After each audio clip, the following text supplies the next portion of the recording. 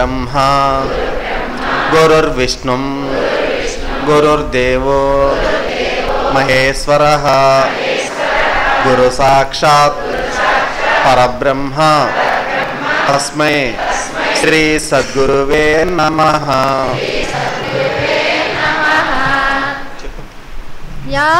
జ్ఞానమజ్ఞానముల మధ్యగ్రాలు నన్ను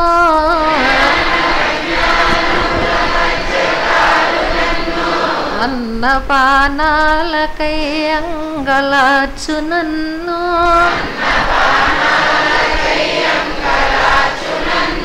బహుళ తాపత్రయంబుల వడయు నన్ను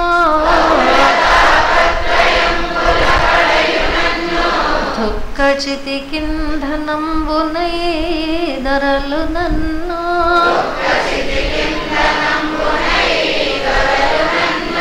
ఎటులగా చదవో నీలో నన్నెటుల చేర్చుకుందువో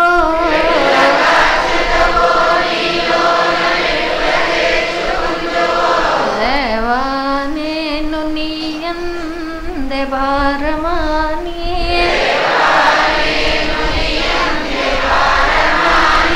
అర్దించు సుందరే అంబవళ్ళు నిన్నే వీక్షించు సుందునే తెన్ను కన్ను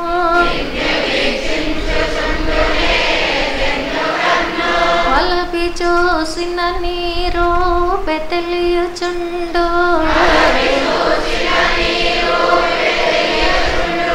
వెలసి కాంచిన నీ కాంతి వెలుగుచుండు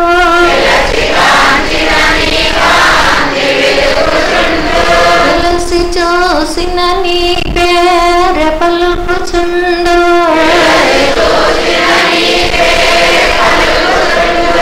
నీవే సకలంబు నీ యందు నేను కలను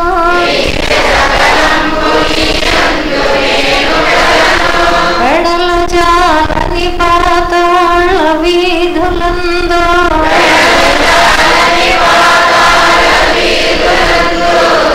శరణేరని ఆకాశ సీమలందు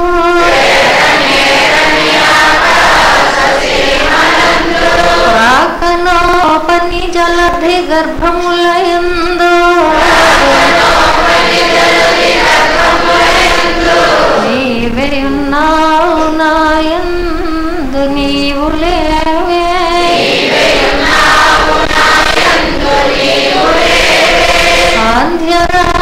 ఆంధ్యరాగములందును సస్సులందు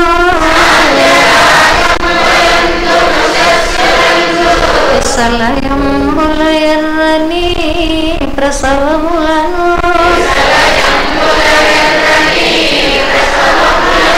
సానుముల వారెడుల దేశలమందు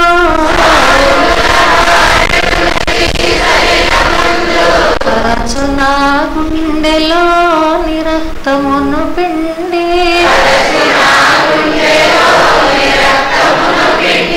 కోత పోసితి వాలేదపుడమి నన్ను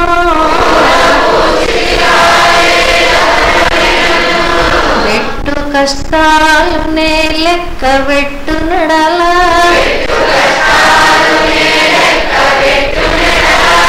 ఏది విశ్రాంతి నీ ధ్యానమే సమాధి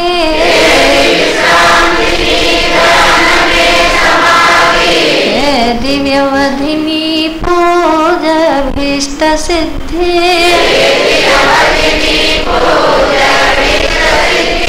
వేరుగా చంతరము లేదు వెదుకరాదు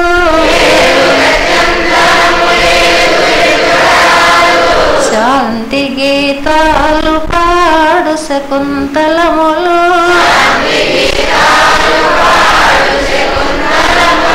ప్రకృతి సతిరెక్కలను తలంబ్రాలు జల్లు మగముల గిలేసి నీ మహోన్నతికి మృక్కు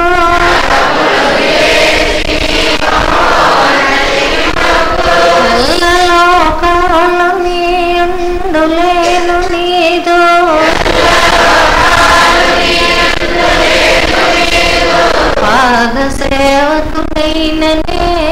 పనికిరానే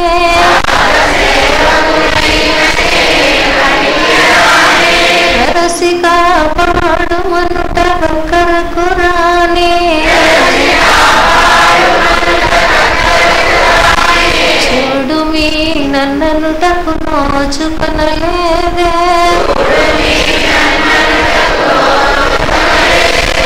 రమ్మో నాలో వసింపు ఆలస్యమేలా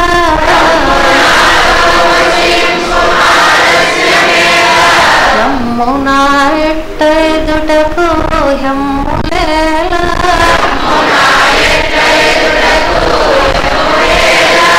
రేపనున్నది లేనే లేదు లేదు తండ్రి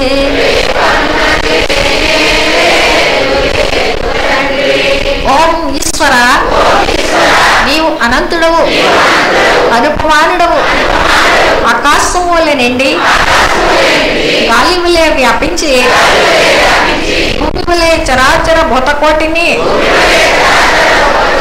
మోయిచున్నాడవు సూర్యుని వలె జగజ్జాలములను వెలిగించుచున్నాడవు నీకంటే గనులు కాని ఉజ్జలు కాని పవిత్రులు కాని ఎవరునూ లేరు ఓ స్వామి నీ మహిమ నీ శక్తి నీ వైశాల్యము నీ లోతు నీ సర్వజ్ఞత్వము తెలిసిన వారెవరునూ లేరు నీవు సృష్టి స్థితి లయములకు మూలమై జ్ఞాన అజ్ఞానములు కలిమిలేములు ఘనాటికములు అంధమోక్షములకు అతీతమైన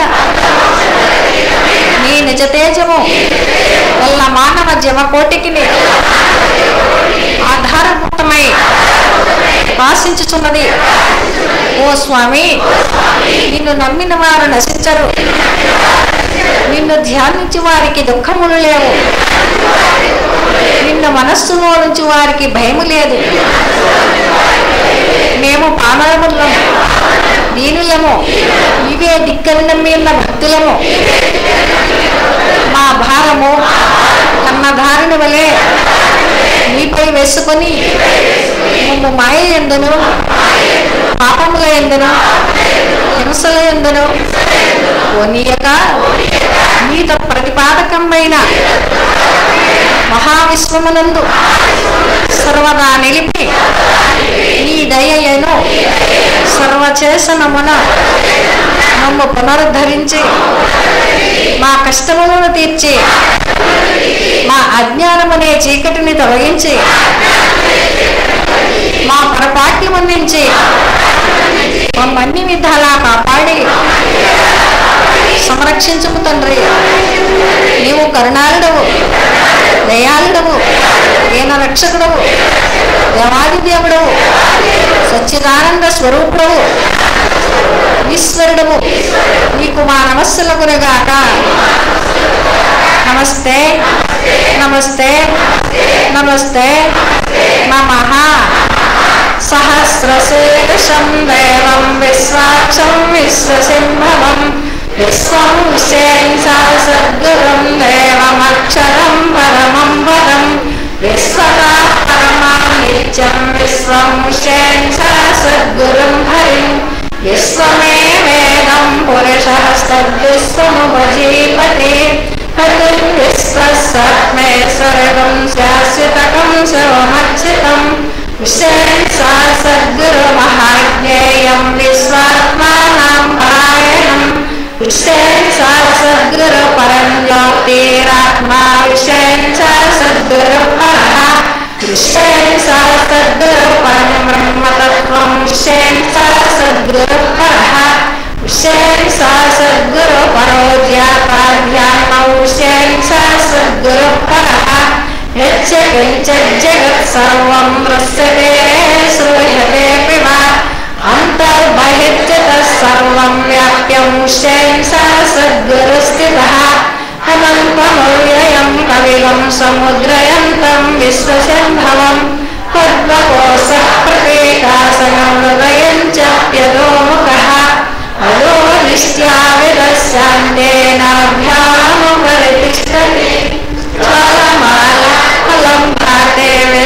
तस्यायतनं महत् सन्दगनं शिलाविस्तलं भक्त्या कोशसन्निभं तस्यान्ते ससरगं सूक्ष्मं तस्मिन् सर्वं प्रतिष्ठितं तस्य मध्ये महार्मग्निर्विश्वाक्षरविश्वतो मुखः सोत्रभुग्भजन्ते स्थानाहारमजरकटिः तीर्यगोर्धमदस्सायैरस्मयैस्तस्य सन्दनः सन्दापयति स्वन्देहमापादकलमस्तकः तस्य मध्ये वैद्यशिखा अणियोर्ध्वाव्यवस्थितः लीलको यदमध्यस्तद्विज्जल्लेकेन भास्करः लीलारशोकवर्तन्मे वेदाभास्वच्यनोपमा तस्य शिखाया मध्ये श्रेविष्येन सा सद्गुरुव्यवस्थितः ॐ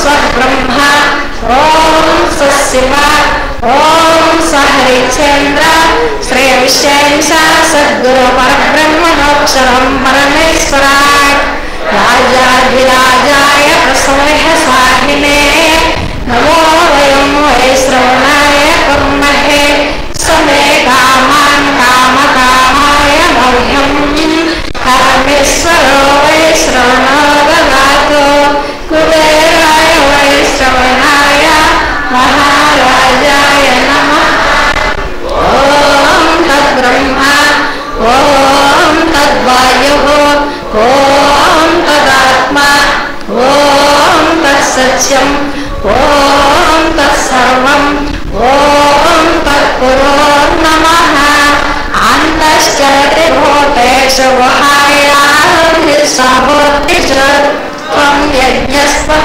सत्कारस्त्वं इन्द्रस्त्वं रुद्रस्त्वं विष्णुस्त्वं ब्रह्मस्त्वं प्रजापतिः त्वं तदापावो ज्योतिरसंवृतं ब्रह्मभूर्भुवः सुवरो ईशानः सर्वविद्यानां ईश्वरः सर्वभूतानां ब्रह्माधिपतिर्ब्रह्मणोऽधिपतिर्ब्रह्म शिवो मे अस्तु सदाशिवो तद्विष्णो परमं पदकं सदा पश्यन्ति सौरयः निलेव चक्षुरागतं तद्विप्रासो विपन्यवो जाग्रवान् संसमिस्तते विष्णोर्यः परमं पदं पृथगं सत्यं परं ब्रह्मपुरुषं कृष्णपिङ्गलं ऊर्ध्वरेतं विरूपाक्षं विश्वरूपाय वै नमो नमः ॐ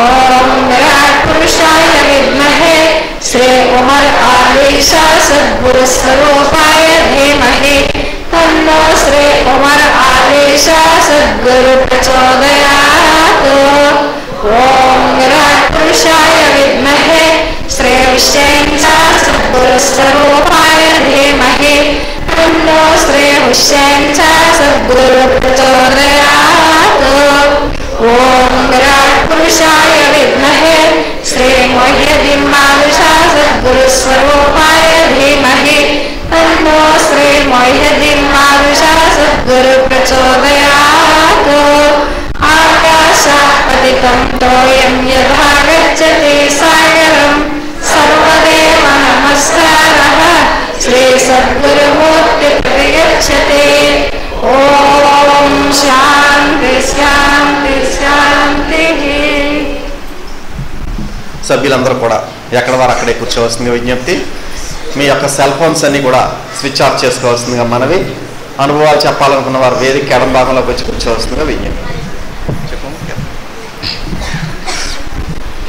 నిన్ను నమ్మినానురా నన్ను బ్రోవరాదా స్వామి నిన్ను నమ్మినానురా నన్ను బ్రోవరాదా స్వామి నిన్ను నమ్మినానురా వినుతా దేవాది దేవా దీనుడను కావరా నిన్ను నమ్మినానురా నన్ను బ్రోవరాదా స్వామి రేచక పూర్వకమో ద్వయమో యోచన చేయు నాదు రేచక పూర్వకము హృయము యోచన చేయు నాదు లోచనమయములో జ్యోతి సూసన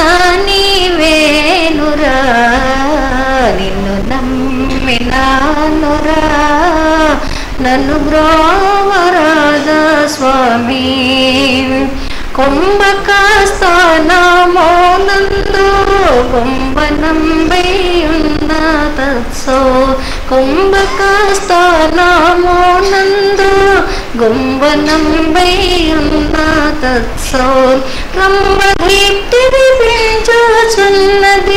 సంభవం బిటులా నోరా నిన్ను నమ్మినానురా నన్ను బ్రోవరాధా స్వామి సార్వీడా పింగళ సుషన్నాదారులను నేనేగి చూడ చారువీడా పింగళ సుషన్నాదారులను నేనేగి చూడ తారకము శోభలుచున్నది ఆ రహస్యము చెప్పి పోరా నిన్ను నమ్మినానురా నన్ను బ్రోవరాధా స్వామి అరవిగానే నామస్మరణ తెలిసినే భజింపనేరా అలవిగానే నామస్మరణ తెలిసినే భజింపనేరా లలిత తత్వమసి విచారము తలపనేదు తెలిపి పోరా నిన్ను నమ్మినానురా నన్ను బ్రోవరాధా స్వామి ఎంత వేడినాను గాని సొంత నాదయ చూడవేరా ఎంత వేడినాను గాని సొంత నాదయ చూడవేరా అంతమతి పంత భావను చింత చేసి నిలుపవేరా నిన్ను నమ్మినానురా నన్ను బ్రోవరాధా స్వామి పరమశ్రీ అఖిలలీశా గురుడు మొహిదీన్ భాష్యానేలు పరమశ్రీ అఖిలలీశా గురుడు మొహిదీన్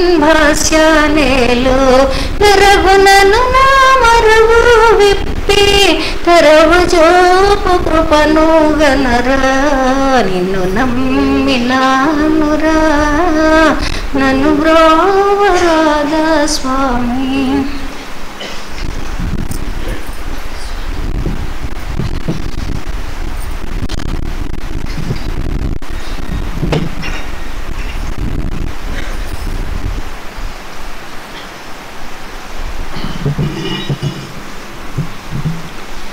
శ్రీ శ్రీ శ్రీ విశ్వ విజ్ఞాన విద్య ఆధ్యాత్మిక చక్రవర్తులకు సాష్టాంగ నమస్కారములు.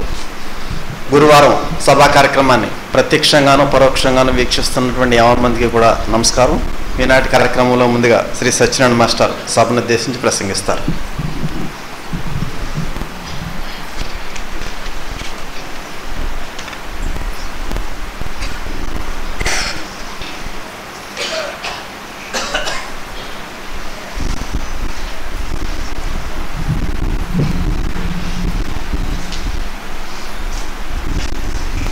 श्री सुखाकार महनीय सेव्य दिव्य भव्य कल्याण गुण करुणाव्ययुंडवादिदेवुंडवु अखिल लोकैकुडीवे कलुषगत वेशभूषया कैगलीसा अवतरिंपुमु ब्रह्म जीवात्मजगं ఈశ్వరాకాశమాయల నిర్ణయించు శతకరత్నంబు రచయింతు శ్రద్ధతోడ కలుషగత వేషభూషయా కైలలీష. శ్రీ శ్రీ శ్రీ శ్రీ విశ్వవిజ్ఞాన విద్య ఆధ్యాత్మిక పీఠ సద్గురు సార్వభౌములకు నా హృదయపూర్వక సాష్టాంగ నమస్కారములు. సభ్యులకు సభ్యేతలకు నమస్కారం. స్వామి యొక్క చల్లని కృపా కటాక్ష వీక్షణముల చేత మనం ఎరుక అనే అధ్యాయాన్ని మనం నేర్చుకుంటున్నామండి. అందులో ఎరుకగల నీవు పడి నిద్దురబోవుట చేతగాదే తోచెను స్వప్నం బరయగా ఎరుక ఆత్మకమై పరిపూర్ణము కూడా ఎరుక వలన లేకుంటే జగతికి ఎరుక వచ్చును గంటే కలలు కల్లలుగావు తెలివిలో బలి తెరలు తెలిసిన వారిక తలపే ఆత్మాశక్తి వలన లేకుంటే జగతికి ఎరుక వచ్చును గంటే. ఈ ప్రపంచంలో మానవుడిగా ఉన్నటువంటి వ్యక్తిత్వం తన యొక్క జన్మ సార్థకత చేసుకోవడానికి విధిగా సద్గురువును అన్వేషించవలసినటువంటి అవసరం ఎంతైనా ఉంది. ఎందుకంటే తన యొక్క జన్మస్థానాన్ని ఎరుకపరిచేవారు సద్గురువు కాబట్టి ఆ సద్గురువుని అన్వేషణలో తెలిసినటువంటి సద్గురువుని పొంది వారి యొక్క దివ్య అభౌతికమైనటువంటి మహిమాన్వితమైనటువంటి రసస్వరూపమైనటువంటి గురు స్వరూపంగా ఉన్నటువంటి మహామంత్రాన్ని ప్రబోధం పొంది దానిని సాధించే క్రమంలో భ్రాంతిజన్యమైన విషయాల నుండి దూరం కాబడుతూ ఒక్కొక్క మెట్టు అధిరోషిస్తూ తాను మోక్ష మార్గానికి ప్రయాణం చేస్తున్నాననేటువంటి తెలివి, అదే ఎరుక, అదే తెలివన్నారు. ఆ ఎరుక, అటువంటి ఎరుకను కనుగొన్నటువంటి నీవు అన్నారు. ఎరుక అన్నప్పుడు పరమాత్మని ఎరిగి ఉండటం, లేదా తనని తాను తెలిసి ఉండడం, తానెవరో తెలుసుకోవడం. అటువంటి స్థితిని కలిగి ఉన్నటువంటి నీకు భ్రాంతిజన్యమైన మైకం వలన కలిగినటువంటి ఆ నిద్రామత్తులో పడి నిద్రపోవుట చేతగాదే అని చెప్పారు. ఎవరండి? ఎరుక కలిగినటువంటి జ్ఞానికి నిద్రపోవడం చేత కాదండి. ఒక మాటలో చెప్పొచ్చు, నిద్రపోరటండి వారు ఆ మహానుభావులు. మరి ఎంచేత వారికి భ్రాంతి వదిలిన తత్వాన్ని దర్శించినటువంటి వారు ఎవరు? ఆ పరమాత్మ దర్శించినటువంటి వారు, సద్గురువును గ్రహించినటువంటి వారు.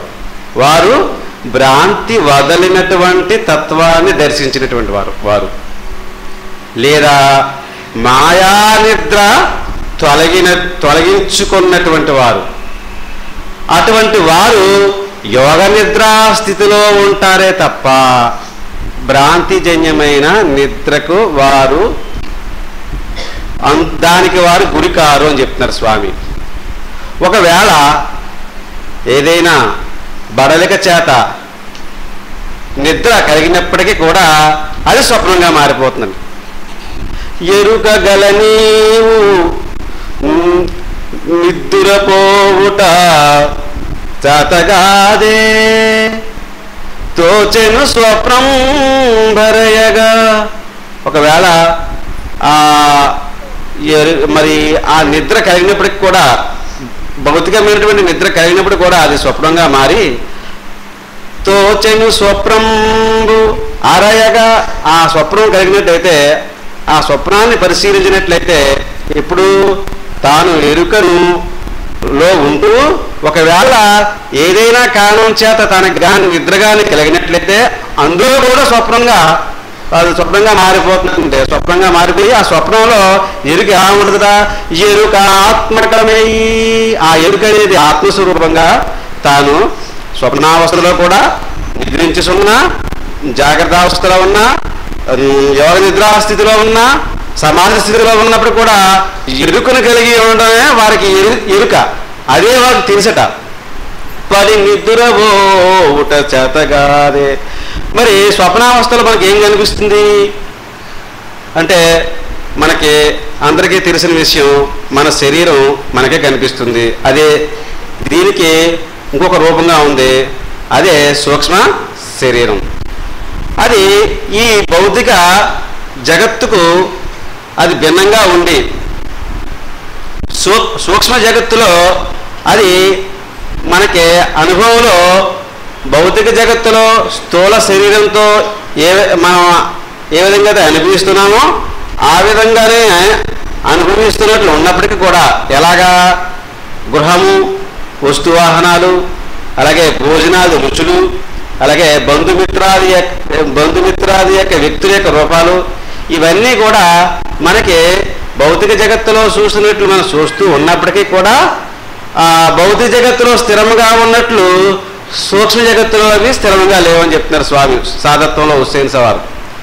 అయితే ఇందులో గమనించవలసినటువంటి రహస్యం ఒకటి ఉందని చెప్తున్నారు స్వామి. ఏంటంటే, అందులో ఉన్నటువంటి ఆ స్వప్నావస్థలో తాను చూస్తున్నటువంటి ఆ దృశ్యాల్లో ఒక విశేషమైనటువంటి విషయాలు అవి సాధనా మార్గంలో ప్రయాణం చేస్తున్నటువంటి వ్యక్తిత్వానికి ఆధ్యాత్మిక విధానంలో ఈశ్వర స్థానాన్ని పొందుటకు బాటగా ఉన్నాయని చెప్తున్నారు స్వామి. ఇది స్వప్నం, అదే స్వప్నం. స్వప్నం బరయగా ఎరుక ఆత్మకమై, అది ఆత్మస్వరూపంగా పరిణామ రూపంలో తనకి తెలియబడుతుందని చెప్తున్నారు స్వామి. ఇది ఎవరి వల్ల తెలియబడుతుందట? ఇక్కడ కూడా సద్గురువే కావాలా.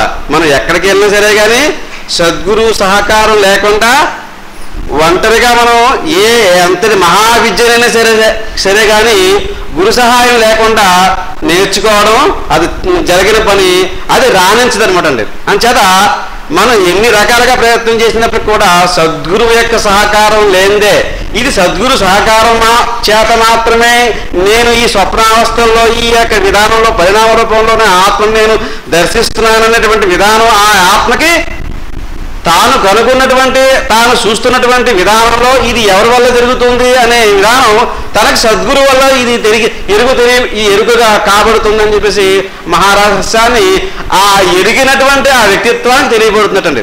ఇది సద్గురు సహాయం జరుగుతుంది చెప్తున్నారు స్వామి. ఇది ఇంకా ఎలా ఉన్నదా అదే చెప్తున్నారు స్వామి. ఎరుకాత్మకై పరిపూర్ణము కూడా ఎరుక వలన లేకుంటే, ఇంకా పరిపూర్ణమైనటువంటి స్వరూపం కూడా ఎలా వస్తుంది? పరిపూర్ణం ఉన్నప్పుడు సృష్టి యావత్తు నిండి ఉన్నటువంటి నేను సృష్టి యావత్తు నిండి ఉన్నాను. నా ఆత్మ యొక్క స్వరూపం సృష్టి యావత్తు నిండి ఉంది. ఎటు చూసినా నా స్వరూపంగానే కనిపిస్తుంది, ఎటు చూసినా సద్గురుమూర్తిగానే నాకు దర్శనం అనేది జరుగుతుంది అనేటువంటి స్థితి అది కూడా ఎలా తెలియబడుతుందట? ఎరుక వల్లే, ఈ పరిణామ రూపంలోనే తెలియబడుతుందట. ఇకపోతే జగతికి ఎరుక వచ్చునుగంటే, మరి అలా కాకపోయినట్లయితే ఏ విధంగా కనిపిస్తుందట? ఈ స్వప్నాల యొక్క పరంపరలో స్వప్నావస్థల యొక్క పరంపరలో మనకి ఆ జగత్తుకి ఎరుక అనేది ఖచ్చితంగా తెలియబడుతుందని చెప్తున్నారు. అది కూడా సద్గురు సహాయం చేత మాత్రమే. ఈ స్వప్నావస్థలో ఎరుక ఎలా తెలియబడుతుంది అని పరిశీలన చేసినట్టయితే దాని పరిష్కారం చెప్తున్నారు స్వామి. కలలు కలలు కల్లలుగావు. కళ అంటే కళ అనుకుంటాం మనం. కళ అంటే నిజం కాదని అనుకుంటాం మనం. ముందులో మనం అనుకున్న విషయాలు కానీ, గతంలో జరిగిపోయిన విషయాలు కానీ, లేదా జరగబోయే విషయాలు కానీ, లేదా మనం అనుకుంటూ ఉన్నటువంటి విషయాలు కానీ, మనం చింతిస్తూ ఉన్నటువంటి విషయాలు కానీ అది స్వప్నంగా మారుతుందని చెప్పేసి మనం అనుకుంటాం. అది యథార్థమే. అయినప్పటికీ కూడా స్వామి ఏం చెప్తారంటే, కలలు కల్లలుగావు తెలివిలోపలి తెరలు అని చెప్తున్నారు. ఎలాగా? తాను సాధనా మార్గంలో ప్రయాణం చేస్తున్నప్పుడు అవి తన యొక్క తెలివి లోపల అవి విజ్ఞానబంధురమైనటువంటి తెరలుగా తనకి దృగ్గోచనం అవుతాయటండి. ఎలాగంటే, ఒక స్వప్నం తర్వాత ఇంకొక స్వప్నం, ఆ స్వప్నం తర్వాత ఇంకొక స్వప్నం, ఇంకా ఉంటూ ప్రయాణ రూపంలో ఉంటూ ఒకదాని నుంచి ఇంకొక స్వప్నం అనేది మనం దర్శిస్తూ ఉండే క్రమంలో ఊర్ధముఖంగా మనం ప్రయాణం చేస్తున్నటువంటి విధానంలో తన తెలివికి అటు వచ్చే ఈ అజ్ఞానబంధురమైనటువంటి ఈ తెరలన్నీ కూడా అవి దూరం కాబట్టి, అవి నాశనం కాబట్టి, స్వచ్ఛమైనటువంటి ఉన్నటువంటి తెలివి అనేటువంటి ఏదైతే ఉందో అది తేజస్సుగా మారుతుందని చెప్పేసి స్వామి చెప్తున్నారండి. అప్పుడు ఆ అది తెలిసినటువంటి ఆ తెలివియే తేజస్సుగా మారుతుందనేటువంటి తెలిసినటువంటి వారికి ఆ తలంపే ఆత్మశక్తి అని స్వామి ఈ కథార్థంలో తెలియజేస్తున్నారండి. ఇంత మహాత్ర అవకాశం ఇచ్చిన స్వామికి మీకు నా హృదయపూర్వక సెలవు తీసుకున్నాను.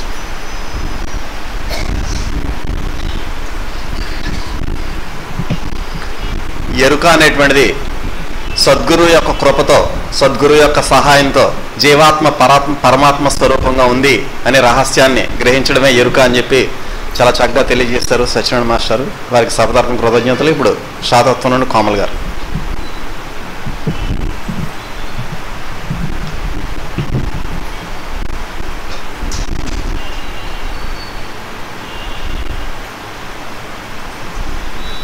శ్రీ శ్రీ శ్రీ విశ్వవిజ్ఞాన విద్య ఆధ్యాత్మిక పీఠాచార్యుల వారికి సాష్టాంగ నమస్కారములు. సభా సభ్యులందరికీ నా హృదయపూర్వక నమస్కారములు. ఈరోజు శాతత్వంలో మనము పాపము పుణ్యం అనే దాని గురించి మనకి స్వామి ఏం సెలవిచ్చారో తెలుసుకుందామండి. స్వామి మనకి ఇక్కడ ఏం చెప్తున్నారంటే మానవ జన్మ ఉత్కృష్టమైనదని మనం అనుకుంటున్నాం.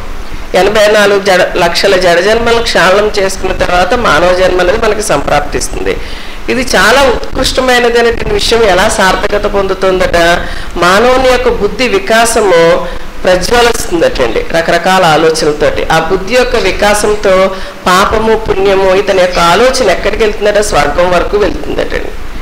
ఈ బుద్ధి యొక్క వికాసంతో మానవుడు ఏం ఆలోచిస్తాడు, పుణ్యం చేసినట్లయితే స్వర్గం ప్రాప్తిస్తుందని, పాపం చేసినట్లయితే నరకానికి వెళ్తారని.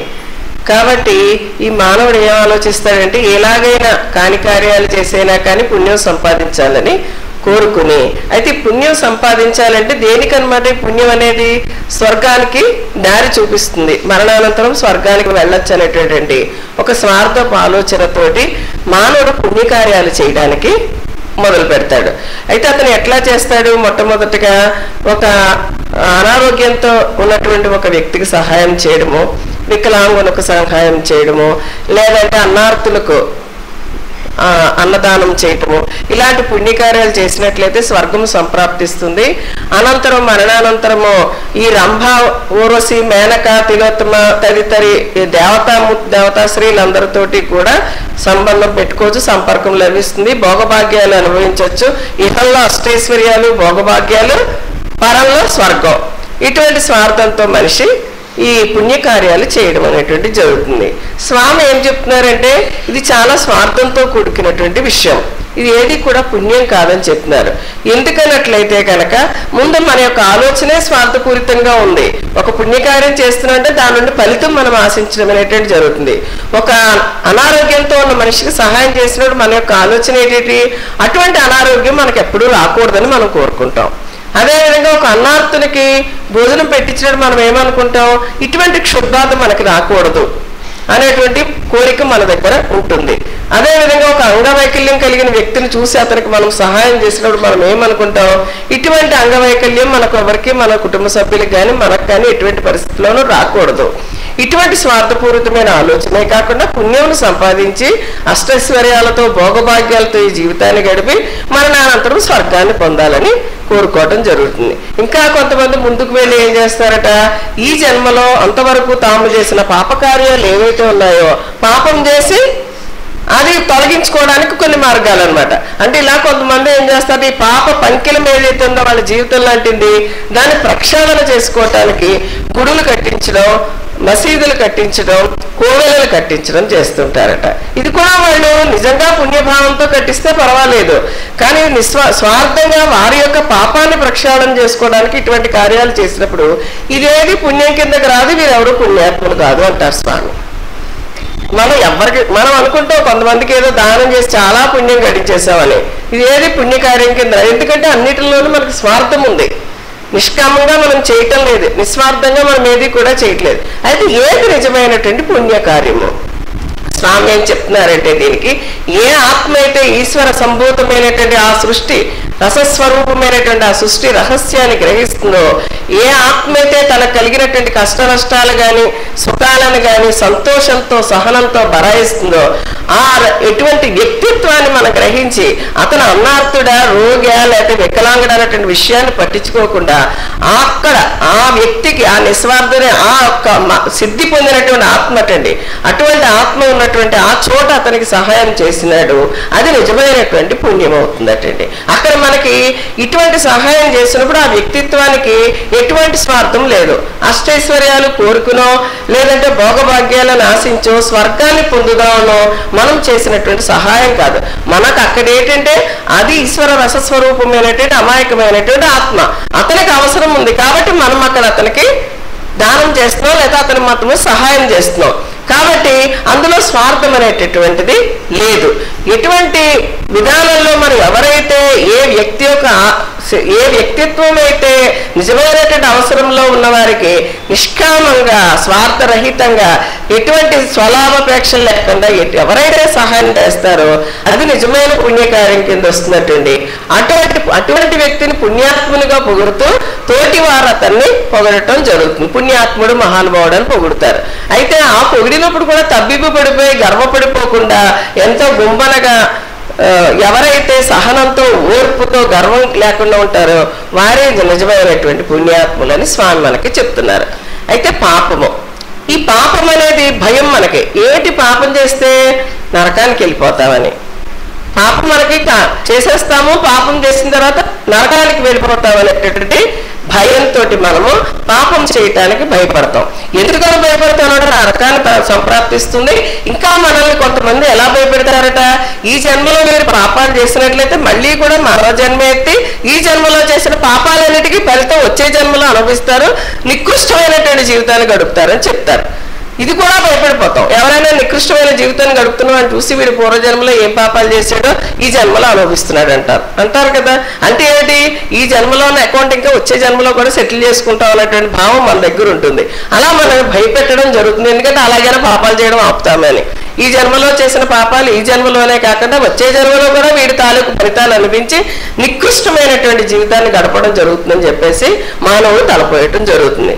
అయితే స్వామి ఏం చెప్తారంటే ఏది నిజమైన పాపము, ఏది నిజమైనటువంటి పుణ్యము, ఏ వ్యక్తి అంటే మనము మానవుడు స్వామి ఏం చెప్తున్నారంటే మనం ఏ జీవికి అపకారం చేయకపోయినా, తెలిసి ఏ అపకారం చేయకపోయినా పాపము చేయకుండా లేమట. ఏదో ఒక పాపం ఏదో రూపంలో మనం ప్రతి వాళ్ళు చేయటం అనేటువంటి జరుగుతుంది. తెలుసో తెలియక ప్రత్యేకంగా ఏ జీవికి అపకారం చేయబడి పాపం చేయటం జరుగుతుంది. అయితే ఆ చేసిన పాపాన్ని తెలుసుకొని క్షమార్పణ పొంది క్షంతవుడై ప్రత్యాప్తాపడి సద్గురువు మూల ఈశ్వరుని మూల క్షమార్పణ కోరినాడు మనకి ఆ పాపం అనేది తొలగిపోవటం అనేటువంటి ప్రత్యాతాపాన్ని మించినటువంటి శిక్ష ఇంకొకటి లేదు. దానికి స్వామి ఇంకొకటి ఏం చెప్తున్నారు, ఏమనంటే లోకమంతా మెచ్చేటటువంటి మురిపించబజేసి లోకమంతా మెచ్చుకునే పుణ్యం చేసిన పాపం చేసి పాప పంకిలమైనటువంటి జీవితం గడిపి క్షంతవుడైనటువంటి వ్యక్తి కూడా ఒకేలా ఉంటారట. అంటే ఒకడు బాగా పుణ్యం చేశాడు, లోకం మెచ్చే పుణ్యకార్యాలు చేశాడు, ఇంకో వ్యక్తి పాపం చేశాడు కానీ ప్రత్యాతాపడి క్షంతవ్యుడయ్యాడు. ఇద్దరూ ఒకేలా ఉంటారట. కానీ ఏ వ్యక్తిత్వం అయితే ఈశ్వర రసస్వరూప విషయాన్ని గ్రహించి సిద్ధిని పొందిన ఆత్మ ఉంటుందో ఆ ఆత్మని క్షోభ పెడితే మాత్రము ఎటువంటి పాపం అంటే ఏంటంటే రౌరవాది నరకాలకు మనల్ని తీసుకెళ్ళజేసే పాపం చేసినా కూడా మనం ఈశ్వరుని మూల క్షమాపణ కోరితే నిష్కృతి ఉంటుందటండి. అంటే అటువంటి పాపాలు కూడా ఉంటాయి, రౌరవాది నరకాలకు వెళ్ళిపోతారంటారు. అటువంటి పాపమైనా చెయ్యండి కానీ క్షమాపణ కోరి పశ్చాత్తాపం పడితే దానికైనా నిష్కృతి ఉంటుందట్టుగా అండి. ఒక సిద్ధిని పొందిన ఆత్మని ఈశ్వర రసస్వరూపమైన వ్యక్తిత్వాన్ని అటువంటి ఆత్మని క్షోభ పెడితే మాత్రం దానికి క్షమార్పణ అనేటువంటిది లేదట. అటువంటి క్షమార్పణ లేనటువంటి అటువంటి మహాపాపాన్ని చేసిన ఆత్మటండి నాశనం అయిపోతుందటండి. నాశనం అయిపోయి అకాల ప్రాంతం వరకు క్షుద్ర రూపం దాల్చి ఉంటుంది. దానికి ముక్తి లేదు, ఇంకా మళ్ళీ జన్మ లేదు, ముక్తి లేదు. ఎటువంటి ఆత్మను మనం క్షోభ పెట్టకూడదు. అమాయకమైనటువంటి ఆత్మను ఈశ్వర రసస్వరూప విషయాన్ని గ్రహించి నిజమైనటువంటి సిద్ధిని పొందిన ఆత్మ ఏదైతే ఉంటుందో అటువంటి ఆత్మను మనం ఎప్పుడు కూడా క్షోభ పెట్టకూడదు. ఇంకా మనకి ఖురాన్లో ఏం చెప్పబడిందటండి, నీవు మధుపానం చేసిన, ఖురాన్ను చింపివేసిన, కాబా మసీదును తగలపెట్టిన, నీ మత విరుద్ధమైనటువంటి విగ్రహారాధన చేసిన నీకు క్షమార్పణ ఉంది. ఇవన్నీ మత విరుద్ధమైన పనులు, అలాగా పాపం కలిగించేటువంటి పనులు. వీటికన్నా క్షమార్పణ ఉంది. ఏ వ్యక్తి అయితే ఈశ్వర విషయాన్ని గ్రహించి ఈశ్వర రసస్వరూప తేజస్సుతో నిండి ఉంటాడో అటువంటి ఆత్మను క్షోభ పెట్టినాడు, నీకు క్షమార్పణ లేదని చెప్పారు స్వామి. ఇంకా ఏం చెప్పారు అన్నట్టు దానికే స్వామి చెప్పారు, జలది మండినా జడదారి మండినా ఆర్పడం ఎవ్వరి తరమో కాదు. కాబట్టి తత్వవేత్తని మనం బాధ పెట్టకూడదు, తత్వవేత్తని ఇబ్బంది పెట్టకూడదు, అయ్యగారిని ఎప్పుడు కూడా బాధ పెట్టకూడదు. అయ్యగారిని బాధ పెడతామా అని మనం అనుకోవచ్చు. ఒక్కొక్కసారి మన ప్రవర్తన వల్ల మన మీద ఆయన ఎన్నో ఆశలు పెట్టుకుంటారు. ఏమని, మనం చక్కని మార్గంలో నడుస్తామని, చక్కని విషయంగా ఉంటాం కానీ స్వామి విషయంలోనే నడుచుకుంటామని, ఆయన చెప్పిన మార్గంలోనే మనం ఉంటామని, ఆరాధన తత్వాన్ని గ్రహించి మసులుకుంటామని, ధర్మాన్ని గ్రహిస్తామని స్వామి అనుకుంటారు. కానీ మనం ఏం చేస్తాం, స్వామిని కూడా మోసం చేస్తాం, ధర్మ విరుద్ధమైన పనులు చేస్తాం. మనం చేసే పనులు ఎవరిని బాధ పెడతాయి అనుకుంటున్నారు? స్వామిని బాధ పెడతాయి. అయ్యో నా శిష్యులు నేను నా విషయాన్ని గ్రహించకుండా ఈ రకంగా ప్రవర్తిస్తున్నారే అనేటువంటి బాధ స్వామి బాధపడతారు. అంటే స్వామిని బాధ పెట్టే విషయం మనం ఏది కూడా చెయ్యకూడదు. తత్వవేత్తను ఎప్పుడు కూడా క్షోభ పెట్టకూడదట. దానికి నిష్కృతి లేదు. తర్వాత వచ్చి మనం స్వామి పాదాల మీద పడి పొరపాటు అయిపోయింది క్షమించండి అని అన్నా కూడా మసీదును తగలబెట్టినా క్షమార్పణ ఉందటండి, మధుపానం చేసినా క్షమార్పణ ఉన్నదట, ఖురాన్ చింపేసినా క్షమార్పణ ఉందట. కానీ దీనికి క్షమార్పణ లేదంటున్నారు. కాబట్టి ఈశ్వర రసస్వరూపమైనటువంటి ఈశ్వర తేజస్సుతో నిండి ఉన్నటువంటి తత్వవేత్త ఎవరైతే ఉన్నారో, సద్గురు ఎవరైతే ఉన్నారో వారిని బాధ పెట్టే పని మాత్రం మనం ఎప్పుడూ కూడా చెయ్యకూడదు. దానికి నిష్కృతి లేదు, అదే నిజమైనటువంటి పాపము అని స్వామి చెప్తున్నారు. ఎటువంటి పాపమైనా చేసినా కానీ మనము పశ్చాత్తాపడినట్లయితే దానికి క్షమార్పణ ఉంటుందట, క్షంతవ్యులు అవుతాం. పుణ్యమే చేయక్కలే, పాపం చేసినా కానీ మానసికంగా మనం పశ్చాత్తాపడినట్టయితే కనుక మనం క్షంతవ్యులం. కానీ జలది మండినా జడదారి మండినా కూడానట ఆర్పడం ఎవరి సముద్రాన్ని మండింది అనుకోండి మనం ఆపగలమా? ఆర్పగలం. అదేవిధంగా జడదారి అంటే ఎవరు? సద్గురువు, తత్వవేత్త, జ్ఞాని. ఆయనకి మనం కోపం తెప్పిస్తే మాత్రము అది ఆర్పడం అనేటువంటిది ఎవరి తరము కాదు. ఆ విధంగా మసులుకునేలాగా పుణ్యం చేయకపోయినా పర్వాలేదు, మనం పాపం చేయకుండా మన సద్గురు మన అందరికీ అటువంటి ఆశీర్వాదం ఇవ్వాలని కోరుకుంటూ స్వామి దగ్గర మీ దగ్గర సెలవు.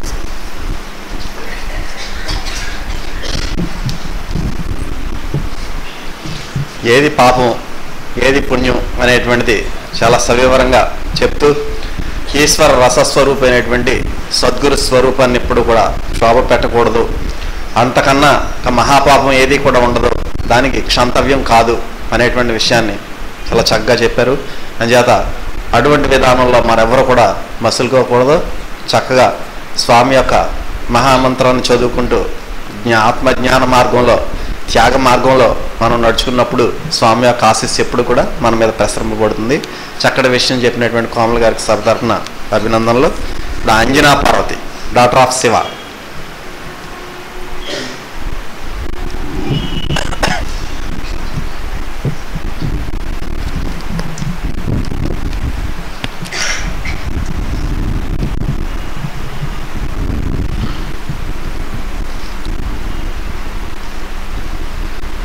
శ్రీ శ్రీ శ్రీ విశ్వ విజ్ఞాన విద్యా ఆధ్యాత్మిక పీఠాధిపతి డాక్టర్ ఉమర్ ఆలీషా స్వామి పద్మముల వంటి పాదములకు నా శతకోటి నమస్కారములు.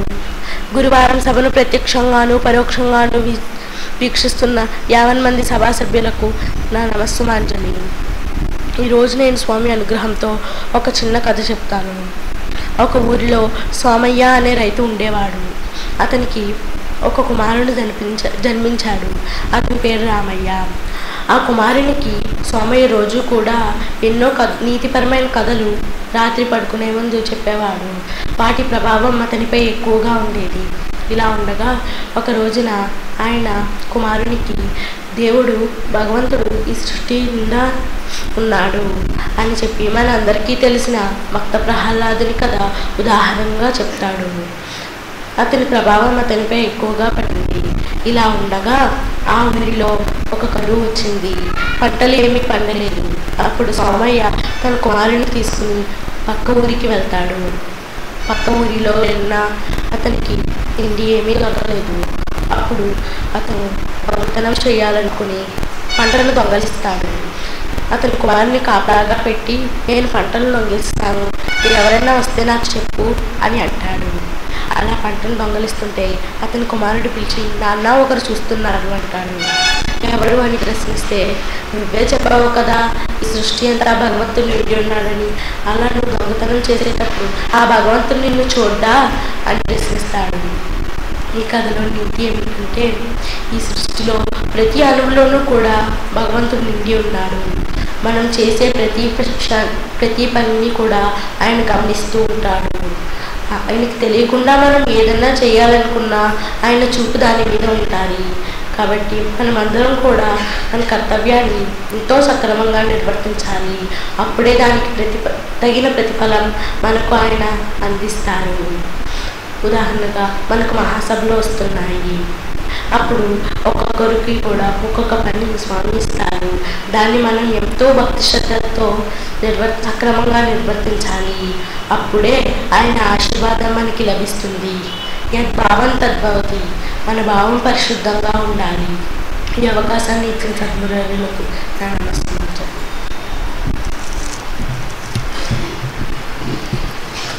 భగవత్ స్వరూపం సృష్టి అంతా కూడా నిండి ఉంటుంది అనేటువంటి ఆ యొక్క స్వామయ్య అనేటువంటి కథ ద్వారా చెప్పడమే కాకుండా, మహాసభల్లో ప్రతి ఒక్కరు కూడా మన విధుల్ని క్రమం తప్పకుండా నిర్వర్తించుకొని చెప్పింది ఆ అమ్మాయి అంజనా పార్వతికి సభ తరపున అభినందనలు. అనుభవాలు చెప్పేవారు అన్నారు. మీకు స్వామి భౌతికంగా కానీ అభౌతికంగా కానీ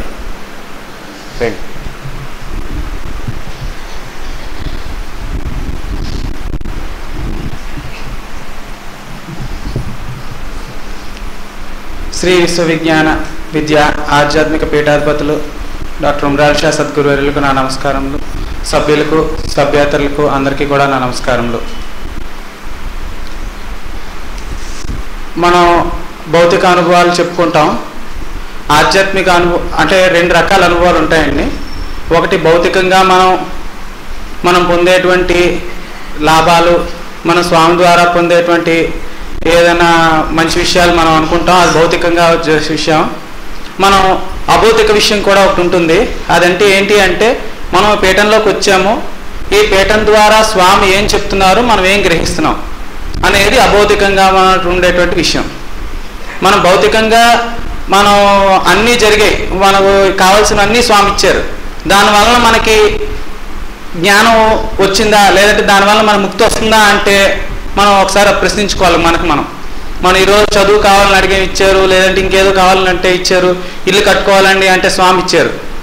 కానీ మనం ఎంతసేపు వాటి వెనకాల మనం అడుగుతున్నాం అంతవరకే. కానీ మన అభౌతిక విషయం మనం ఎంతవరకు మనం అనుభవంలో పొందాము అనే విషయం మనం ప్రశ్నించుకుంటే, మనం అనుభవంలో పొందవలసింది అభౌతికమైన అనుభవం పొందినప్పుడు మాత్రమే అది ముక్తికి మార్గం అవుతుంది తప్ప, ఈ భౌతిక మార్గంలో మనం ఎన్ని విషయాలు మనం స్వామి ద్వారా మనం లబ్ధి పొందినా దానివల్ల మనకి ముక్తి అనేది రాదు. మనం అనుభవపూర్వకంగా గ్రహించాల్సిన విషయం ఇది. అంటే నేను ఈరోజు చెప్పదలుచుకుంది ఏంటి అంటే, మన అభౌతికంగా ఉన్న విషయాన్ని మనం గ్రహించాలి. కానీ భౌతికంగా విషయాల కోసం కోరికలకు వస్తున్నాం, తగ్గుతున్నాయి, మళ్ళీ వస్తున్నాయి. అది చాలా చిన్న విషయం. అది మనం ఎప్పుడైతే అభౌతిక జ్ఞానాన్ని మనం తెలుసుకోగలుగుతున్నామో ఈ పనులన్నీ కూడా ఆటోమేటిక్గా అవే జరుగుతుంటాయి.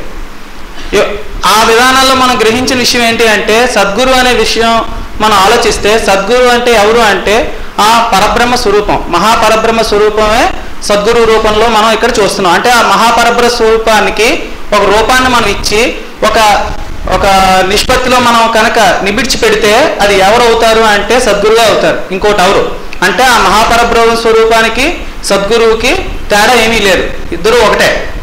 అటువంటి మహాపరబ్రహ్మ స్వరూపాన్ని మనం భూమిలో అంటే ఈ భూమిలో మనం చూస్తున్నాము అన్నప్పుడు మనం ఆయన దగ్గర ఏ విధంగా ఉండాలి, మనం ఆయన చెప్పే విషయాలు ఏ విధంగా గ్రహించి మనం ఏ విధంగా పాటించాలి, అవి పాటించినప్పుడు మనకు వచ్చే లాభం ఏంటి. మనం ఈ పీఠంలోకి వస్తున్నాము అంటే మనం ఒక స్కూల్కి వెళ్ళాం అంటే వాళ్ళు అక్కడ ఏం చెప్తున్నారు, టైంకి రండి అంటే కొన్నాళ్ళు అయ్యేదారు, కానీ ఖచ్చితంగా టైంకి రాకపోతే ఏం చేస్తున్నారు, 9ంటికి రాలేదంటే బయటకు ఉండి ఓ రోజు పంపిస్తారు, 2వ రోజు పంపిస్తారు, 3వ రోజు నుంచి ఏం చేస్తారు, 9ంటికి రావట్లేదని మీ అబ్బాయి స్కూల్కి పంపించండి అని చెప్తారు. కానీ మనం ఏం చేస్తున్నాం, పీఠానికి వస్తున్నాం కానీ టైంకి వస్తున్నామా అంటే మనకు రోజు ఏవో పనులు ఉంటాయి అనుకుంటాం, కానీ అన్ని పనుల కంటే కూడా మనకి ఆరాధనకి వెళ్ళడం అనేది ముఖ్యమని మనం ఎప్పుడైతే అనుకున్నామో ఖచ్చితంగా అది పాటించాలి. ఆ విధంగా మనం చేసినప్పుడు మాత్రమే మన అభౌతికమైనటువంటి జ్ఞానాన్ని సంపాదించినట్టు లెక్క అవుతుంది తప్ప మనం భౌతిక కోరికల మీద వచ్చింది కాదు. అలాగే మనం పీఠంలోకి వచ్చిన తర్వాత ఏం చేయాలి, ఏం చేస్తే మనం పరిపూర్ణంగా స్వామి ఆశీస్సులు పొందగలము అంటే మనం వచ్చిన క్షణం, మన పీఠంలోకి అడుగు పెట్టిన ప్రతి క్షణం నుంచి మనం మహామంత్ర మననం తప్ప ఇంకో పని చేయకూడదు. అంటే మనకు స్వామి చెప్పిన పనులు చేసుకుంటూ మహామంత్ర మననమే చేయాలి తప్ప ఇంకొక ఆలోచన అనేది మనకు రావడానికి వీల్లేదు.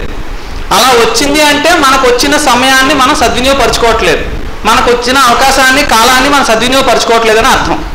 ఇప్పుడు మనం సినిమాకి వెళ్తాం, 3 గంటలు డబ్బులు కడతాం, 3 గంటల సినిమాలోని ఎవరైనా డిస్టర్బ్ చేస్తుంటే మనం ఏం చేస్తాం, నన్ను డిస్టర్బ్ చేయకు, నేను సినిమా చూస్తున్నాను, నేను సినిమా చూడకపోతే మిస్ అయిపోతానని మనం అనుకుంటాం.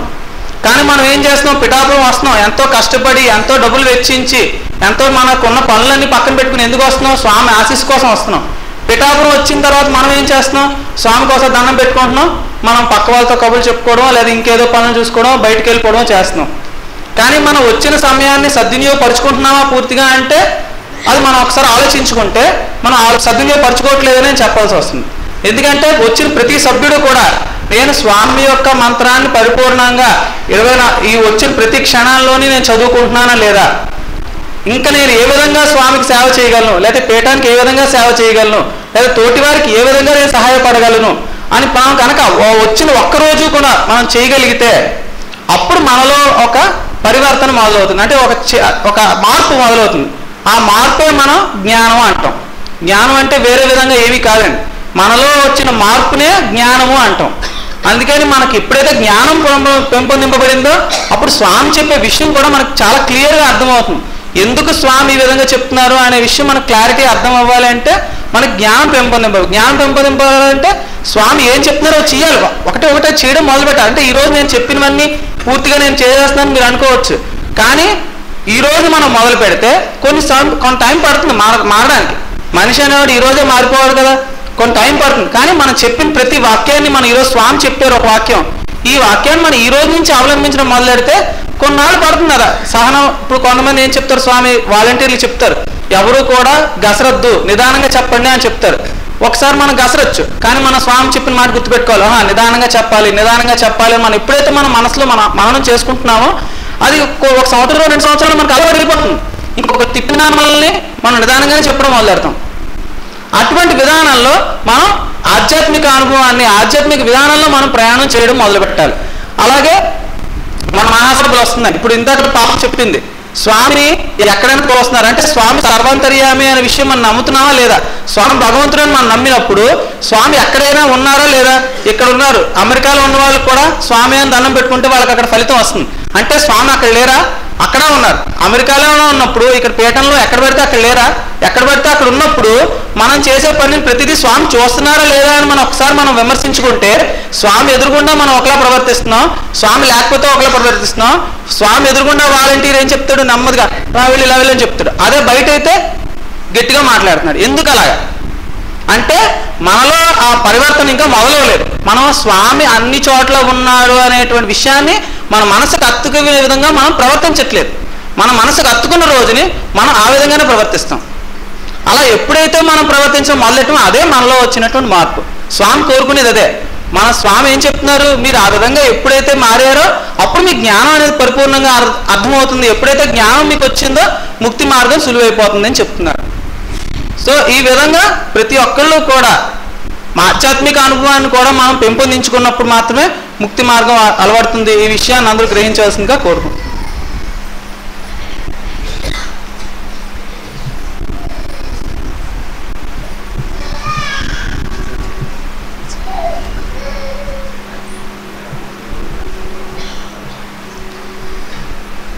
డాక్టర్ ఆనంద్ గారు సద్గురువే పరబ్రహ్మ స్వరూపం అని మనకి ఎప్పుడు గ్రహించగలుగుతాం అంటే స్వామి యొక్క ఆజ్ఞను పాటించినప్పుడు, మహామంత్రాన్ని ఎల్లప్పుడూ మననం చేసుకుంటున్నప్పుడు పీఠానికి ఏ విధంగా నేను సేవ చేయగలను అనేటువంటి విధానాన్ని మనం దైనందిన జీవితంలో అలవర్చుకున్నప్పుడు తప్పనిసరిగా సద్గురువే పరబ్రహ్మ స్వరూపం అనేటువంటి విషయాన్ని మనం గ్రహించగలుగుతామని చెప్పి చాలా చక్కగా తెలియజేశారు.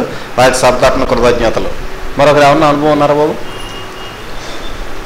రండి, కూర్చోండి అమ్మా, వచ్చే వారం చెప్తారు కదా.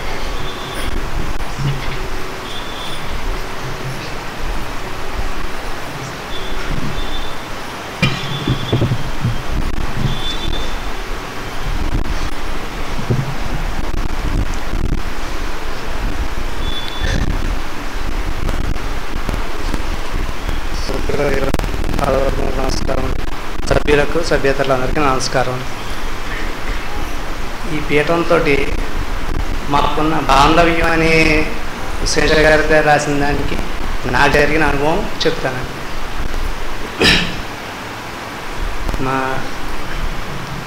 మా తండ్రి గారు 75లో మన ధర్మం తీసుకుని ఇక్కడికి వచ్చినప్పుడు, నేను ఇక్కడికి అప్పుడు ఆయనతో వచ్చేటప్పుడు అయ్యగారిని అప్పుడు ఉమరాజ్ షా గారి పేరు కనుక మేము తాతయ్య గారు అని పిలిచేవాళ్ళం. తర్వాత మోదీన్ బాషా గారు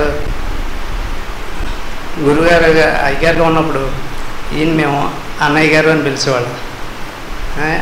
ఈ 78లో వచ్చినప్పుడు అయ్యగారితో ఆడుకునేటప్పుడు స్నేహితుడిగా ఉన్నారు.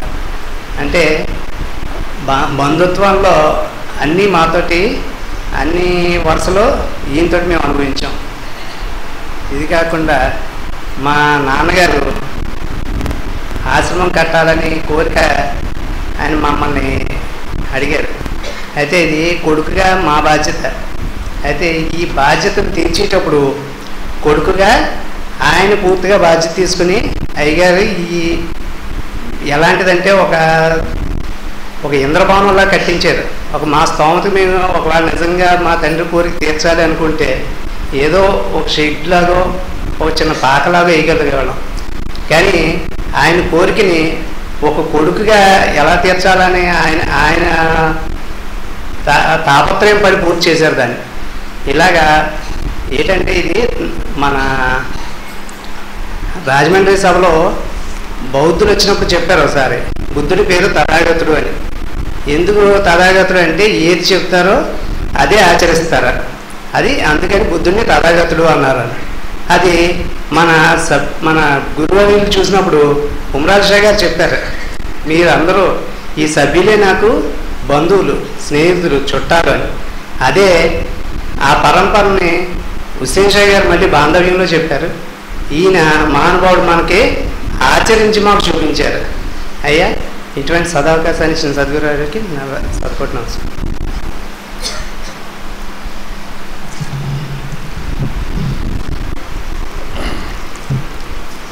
వాసు గారు వారి యొక్క తండ్రి గారితో ఈ పీఠానికి ఉండేటువంటి అనుబంధాన్ని, వారి తండ్రి గారి యొక్క లక్ష్యాన్ని ఏ విధంగా స్వామి ఈ ఆశ్రమ నిర్మాణ రూపంలో నెరవేర్చారనేటువంటి అనుభవపూర్వకంగా, అంటే సద్గురువుకి సభ్యుడికి ఉండేటువంటి బాంధవ్యం ఎటువంటిది అనేది చాలా చక్కగా వివరించి చెప్పారు. వారికి సప్తరత్న కృతజ్ఞతలు.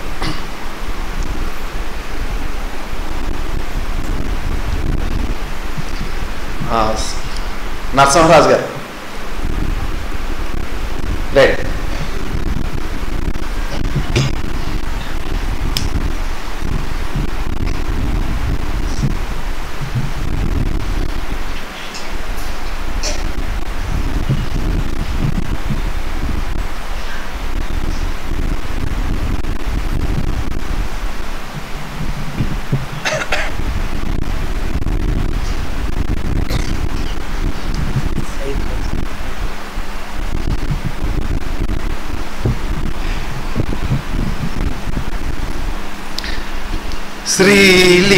శ్రీలీజాలిన మేటివం చెరిగి నీ సేవ్యంగాబోను.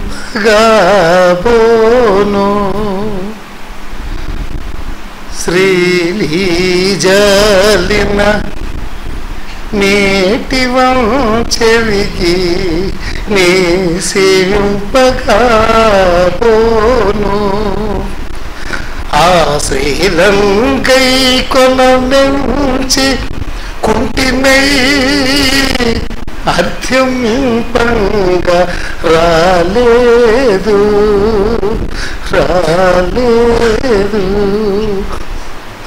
నీ శ్రీలావణ్య ప్రపుణ్య మార్గమున నా చిత్తంబు సంధిల్లా ఏ వేళం కొల్చగా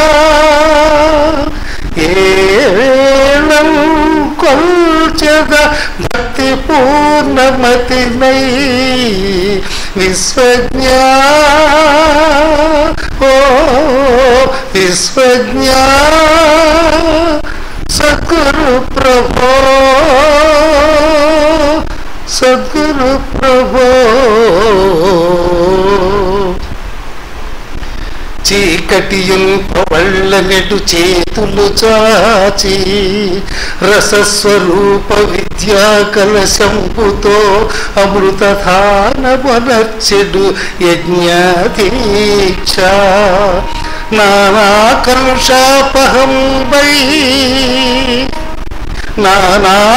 నానాకలుషాపహంబై అనంతమగాధమూర్ణ బ్రహ్మతత్వైక సుధాస్రవంతులు ఎదపర్వెడు కంటిరే ఎదపర్వెడు కంటిరే జ్ఞాన సత్కళ ఎదియో తరించు దారి తరించు దారి ఎదియో ఎదియో పరికింప అనర్థములైన కర్మలం గదిసి భవాబ్దియందు మునుగం చనుచూదురు విజ్ఞులై మదితల పోసి ఈశ్వరుని మర్మము సృష్టి రహస్యము ఏమిటో వెదుకాను చూపు మార్చి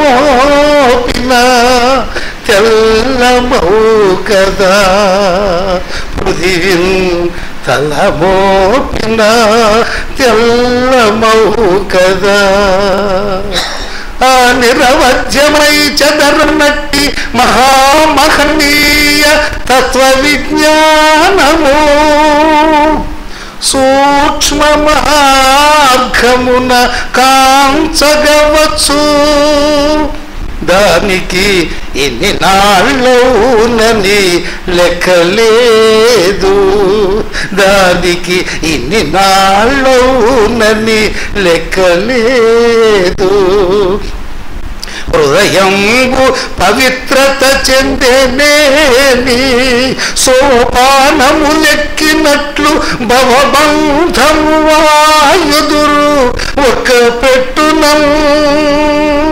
భవబంధము వాయుదురు ఒక పెట్టునం ఆ పరలోక జీవితమే ఆరయ శాశ్వతము ఎల్లవారికి ఏ లోపములుండబోవు ఏ లోపములుండబోవు తన లోపలనున్న యథార్థ వస్తువే కాపురముడు అచట అఖండ సుఖైక రస ప్రధానమై దీపములోన వెలుగు తన తేజము ఈశ్వర తేజము ఒకటై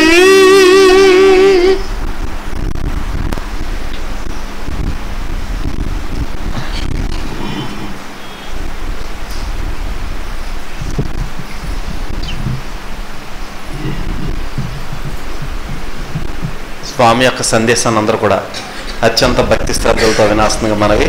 సెల్ ఫోన్స్ అందరూ కూడా స్విచ్ ఆఫ్ చేసుకోవాలి. ఆలస్యంగా వచ్చిన వారు కూడా ఒకసారి సెల్ ఫోన్స్ స్విచ్ ఆఫ్ చేసుకోవాలి.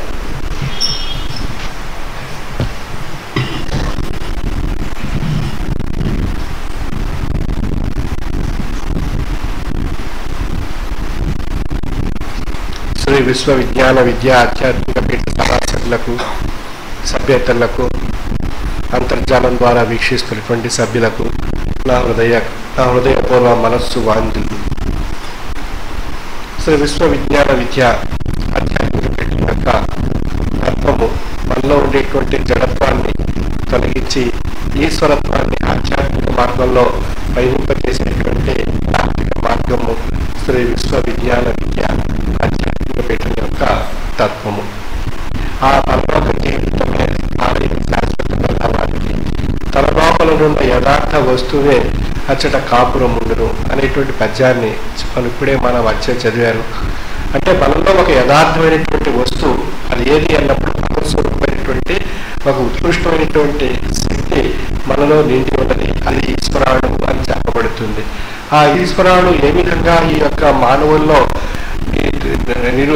పరిణామం చెందింది అన్నప్పుడు, ఏ విధంగా ఏర్పడింది అన్నప్పుడు దృష్టివాను ప్రావిసుడు అనేటువంటి ఉపనిషత్ స్వరూపమైనటువంటి వాక్యంలో ఉండేటువంటి విషయాన్ని విశ్లేషించుకున్నట్లయితే ఏదైతే సృష్టింపబడిందో ఆ సృష్టింపబడిన మహాపదార్థంలో ఆ రసస్వరూపమైనటువంటి శక్తి ప్రసరింపబడింది అనేటువంటి విషయాన్ని తెలియజేస్తుంది. ఇక్కడ మనం ఏదైతే తెలుసుకుంటున్నామో మానవ రూపం అనేటువంటి ఒక మానవ జన్మ సృష్టింపబడి అందులో ఆ మానవ జన్మలో ఈశ్వర సన్నిపడినటువంటి శక్తి మనలో నిండి ఉన్నది. ఈశ్వరాణుగా మనలో నిండి ఉన్నది. ఆ ఈశ్వరాణువే ఈ యొక్క జీవాణువులన్నిటికీ ప్రేరితమైనటువంటి మార్గాన్ని తెలియజేస్తుంది. అది అదోరంగా మాతో ఈశ్వరాత్మ ప్రతి అడుగు కూడా ఈశ్వర సన్నిపడినటువంటి శక్తిగా నిండి అనేటువంటి చక్కని కథాంశాన్ని తెలియజేయడం. అంటే ప్రతి అడుగు కూడా ఈ సృష్టిలో ఉన్నటువంటి ప్రతి అడుగు కూడా ఈశ్వర సన్నిపమైనటువంటి శక్తిగా నిండి ఉన్నది. అదే మానవ జన్మలో కూడా అనేక వేల కోట్ల జీవాణువుల చేత నిర్మాణం కాబడినటువంటి రూపము ఈ యొక్క శరీరము. ఈ శరీరంలో కూడా ఈ ఉత్కృష్టమైనటువంటి ఈశ్వరాడు నిండి ఉన్నది. ఆ ఈశ్వరాడు ఈ యొక్క జీవాణువులతో మిళితమై అంతర్లీనంగా ఒక నిగూఢమైనటువంటి శక్తిగా ఉండి అది మన భౌతికమైనటువంటి విషయానికి తెలియబడకపోవటానికి కారణము మనలో ఉండేటువంటి జడత్వము. మంచిది. ఆ జడత్వాన్ని తొలగించుకున్నట్లయితే, ఆ జీవాణువుల్లో ఉండేటువంటి జడత్వాన్ని తొలగింపబడినట్లయితే అప్పుడు మనలో ఉండేటువంటి ఈశ్వరుడు యొక్క శక్తి మనం తెలుసుకుని ధరించడానికి అవకాశం ఉంది. మరి ఆ జడత్వాన్ని తొలగించుకునేటువంటి మార్గమే ఆధ్యాత్మిక తాత్విక జ్ఞాన మార్గము. అంటే జ్ఞానం మూలం మితం జగత్. ఈ జగత్తుకు మూలము జ్ఞానము. అంటే ఆ జ్ఞానాన్ని ఎవరు గ్రహిస్తున్నారు, ఎవరు తరిస్తున్నారు అన్నప్పుడు మానవుడు, అంటే మానవ జన్మ. ఆ మానవ జన్మలో ఈ యొక్క జ్ఞానాన్ని గ్రహించేటువంటి శక్తి ఆ సృష్టికర్త మేధాశక్తి రూపంలో ఆ యొక్క మానవ జన్మకు ఆ సృష్టికర్త ప్రసాదించడం చేత జ్ఞానం అనేటువంటి విషయం గ్రహించేటువంటి అవకాశం మానవ జన్మకు ఏర్పడింది. అయితే ఆ జ్ఞానం అనేటువంటిది ఎక్కడి నుండి ఆవిర్భావం కాబడింది? ఆ ఈశ్వరవాణి మానవ రూపంగా ధరించి ఆ మానవ రూపంగా ధరించినటువంటి ఈశ్వరవాణి ఆ యొక్క తోటి మానవాళికి ఆ యొక్క మానవ ధర్మాన్ని జ్ఞానాన్ని యోగికమైనటువంటి శక్తిని ప్రసరింపచేసి తద్వారా వారిలో ఉండేటువంటి జడత్వాన్ని తొలగింపచేయడం చేత ఈశ్వరత్వం అనేటువంటి విషయాన్ని మానవుడు తన యొక్క జన్మలో తెలుసుకుని ధరించగలుగుతుంది. అయితే ఆ ఈశ్వరుని మానవ రూపంగా ధరించేటువంటి భగవానుడిగా, ప్రవక్తగా, క్రీస్తుగా, బుధ భగవానుడిగా, సద్రూపాలుగా, తాత్వికులుగా, ఋషులుగా, యోగులుగా అవతరించి అమూల్యమైనటువంటి ధర్మ మార్గాన్ని, జ్ఞాన మార్గాన్ని వారి నోట ఆ ఈశ్వరవాణి పరికింపబడి అది ఇలాంటి ధర్మాన్ని, జ్ఞానాన్ని మనం ప్రసాదించడం చేత వాటిని మనం వారి నుండి స్వీకరించి అది మనలో ఉండేటువంటి మేధాశక్తి ద్వారా ఆకులింపజేసుకొని మనసులో జీర్ణింపజేసుకొని వాటిలో ఆ యొక్క యోగికమైనటువంటి ఆ తాత్విక జ్ఞాన శక్తి చేత మనలో ఉండేటువంటి ఆ జడభావాలను, ఆ జడత్వాన్ని తొలగింపజేసుకోవడం చేత మనలో ఆధ్యాత్మిక ప్రయాణం సాగించేటువంటి విధానం మన యొక్క విధానం మనుగడలో అలవర్చుకోవడం చేత మనలో ఆధ్యాత్మిక ప్రయాణంలో అనేక రకాలైనటువంటి విషయాలన్నీ గ్రహిస్తూ సాధక బాధకాలను తట్టుకుంటూ ఈ మనుగడలో వచ్చేటువంటి భౌతికమైనటువంటి వాంఛల్ని, భౌతికమైనటువంటి ఆశాజన్యమైనటువంటి విషయాలను తొలగించుకుంటూ ఒక ఉత్కృష్టమైనటువంటి పొందాలనేటువంటి ఒక గొప్ప ఆశయ సాధనతో ఆధ్యాత్మిక తాత్విక మార్గంలో మనం ప్రయాణం చేసి ఆ గమ్యాన్ని చేరటానికి మనం ప్రయత్నం చేయటానికి మనం సద్గురువు యొక్క సహాయాన్ని, సద్గురు యొక్క సహకారంతో ఆ యొక్క గమ్యాన్ని చేరడానికి మనం ప్రయత్నం చేస్తున్నాం. ఆ ప్రయత్నం చేసేటువంటి ఆ యొక్క ప్రయాణంలో అనేక రకాలైనటువంటి అవాంతరాలు, అవరోధాలు, ఎన్నో రకాలైనటువంటి కష్టాలు, బాధలు, సమస్యలు ఉత్పన్నం అవుతుంటాయి. భౌతికంగాను అభౌతికంగాను ఆ యొక్క ఆధ్యాత్మిక మార్గంలో సాధన రూపంలో కావచ్చు, జ్ఞాన రూపంలో కావచ్చు, భక్తి మార్గంలో కావచ్చు, ఏ మార్గంలో ప్రయాణం చేసినప్పటికీ కూడా మనకి ఆ యొక్క అనేక రకాలైనటువంటి అవాంతరాలు, అవరోధాలు మనం ఏర్పడుతూ ఉంటాయి. వాటిని అధిగమించగలిగేటువంటి శక్తి సాధారణంగా మన యొక్క మనసుకి శరీరానికి ఆ సద్గురు యొక్క కృప చేత ప్రసాదింపబడుతుంది. ఆ సద్గురు కృప మనం పొందాలి, పరిపూర్ణంగా ధరించాలి అన్నట్లయితే మనలో ఏ లక్షణాలు మనలో ఉండాలి అన్నప్పుడు పరిపూర్ణమైనటువంటి భక్తి, విశ్వాసము, భక్తి చేత విశ్వాసం ఏర్పడుతుంది.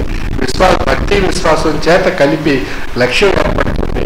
ఆ లక్ష్యం చేత మనం ఆ పొందేటువంటి జ్ఞానం యొక్క ఎవరికైనటువంటి రహస్యం మనం తెలుసుకునేటువంటి అవకాశం మన యొక్క లక్ష్యం చేత ఏర్పడుతుంది. అయితే మన యొక్క లక్ష్యం పటిష్టంగా పరిపూర్ణంగా పొందాలి అన్నట్లయితే మనకు పరిపూర్ణమైనటువంటి భక్తి, విశ్వాసం ఆ సద్గురువులను మనం పొంది ఉన్నట్లయితే మనకు ఆ లక్ష్యం ఏర్పడుతుంది. ఆ లక్ష్యం చేత మనం పొందినటువంటి జ్ఞానం యొక్క యౌకికమైనటువంటి రహస్యం మనకు తెలియబడుతుంది. ఆ యౌకికమైనటువంటి రహస్యం చేత మనలో యౌకికమైనటువంటి జ్ఞాన నేత్రం మనం పొందగలుగుతున్నాం. ఆ యౌకికమైనటువంటి జ్ఞాన నేత్రం చేత మనలో ఉండేటువంటి ఈశ్వరాణువు, ఆ ఈశ్వరాణు ఈ జీవాణువులన్నిటికీ కారణభూతంగా ఉన్నటువంటి ఆ ఈశ్వరాణువును మన యొక్క జ్ఞాన నేత్రం చేత మనం దర్శించగలుగుతున్నాం.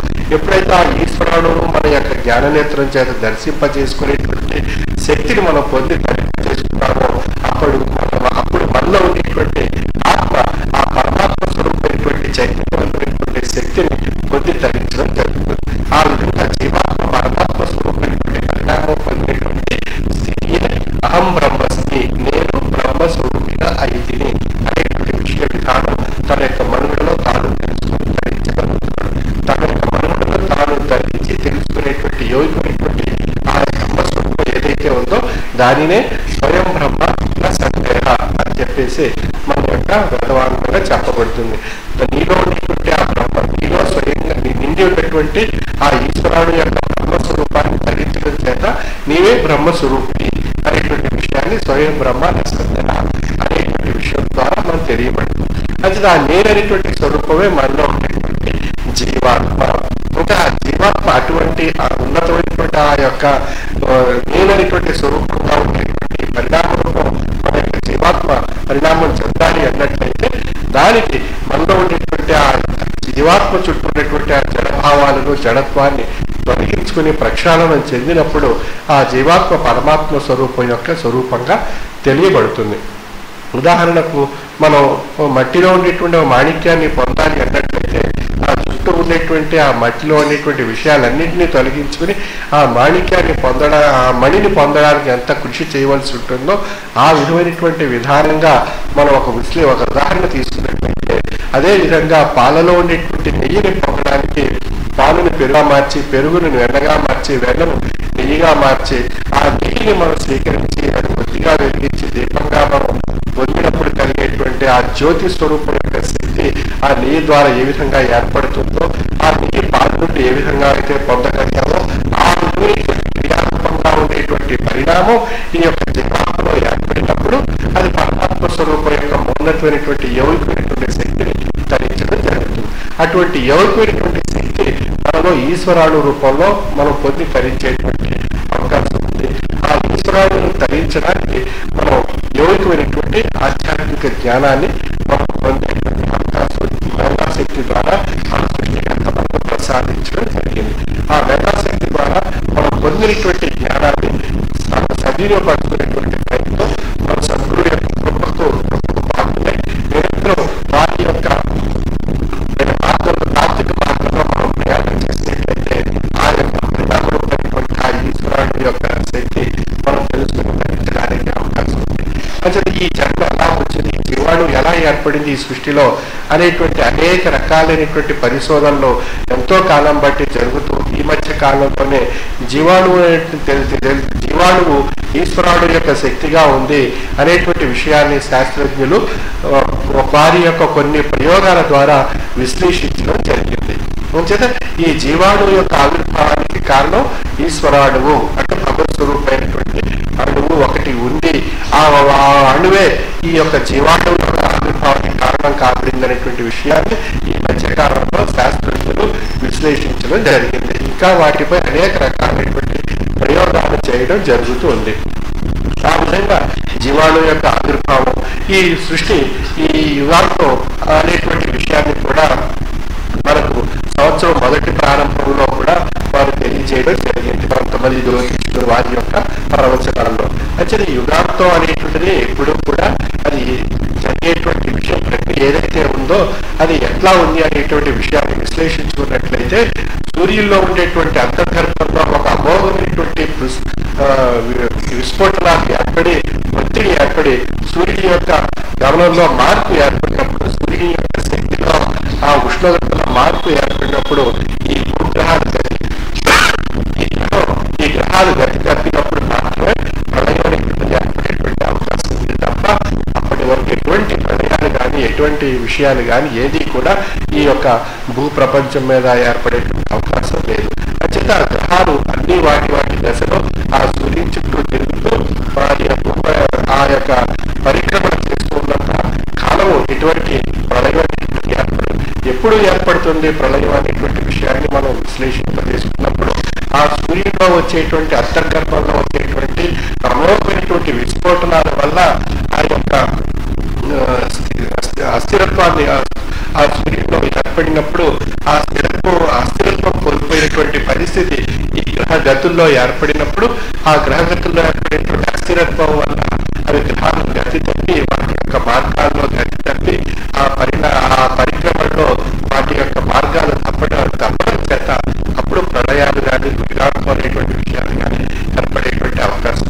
కానీ జ్యోతిష్కులు వారి యొక్క విధానాల్లో వారు విశ్లేషించినటువంటి విషయాలు మనకు మనకి నిర్ధారణ కావాలి మూఢనమ్మకంగా మాత్రమే అవి మనం మనసులో మన భయభ్రాంతులు సృష్టిస్తున్నాయి తప్ప వాటి నుండి మనం ఆ భయభ్రాంతులను తొలగించుకొని మనం ఈ యొక్క జీవరాశిలో ఒక ఉత్కృష్టమైనటువంటి జన్మగా మానవ జన్మను భగవంతుడు మనకు ప్రసాదించాడు.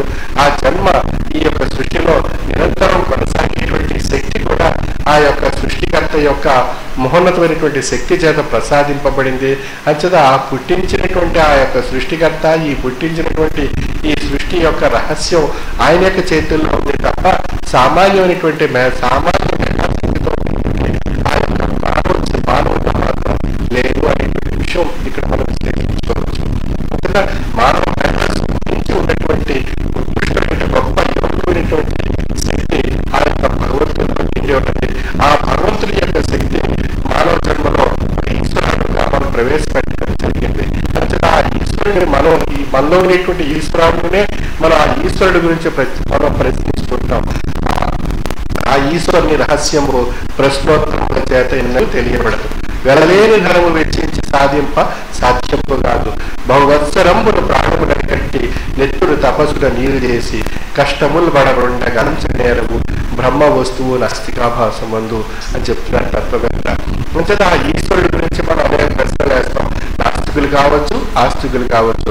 నాస్తికుడైనా ఆస్తికుడైనా ఆ భగవంతుడి చేరేటువంటి మార్గంలో వారు వేరు మార్గాలుగా వేరు విషయాలు వేరు తర్క వితర్కాలతో వారు ఒకరికొకరు సంవాదాలు ఆడుకుంటూ తర్క వితర్క విషయాలతో వారు విశ్లేషించుకొని వాదోపవాదాలు చేసుకుంటూ ఒకరికొకరు కలహాలు సృష్టించుకోవడం తప్ప ఆ భగవంతుడైనటువంటి స్వరూపం నాస్తికుడికి ఆస్తికుడికి తెలియదు.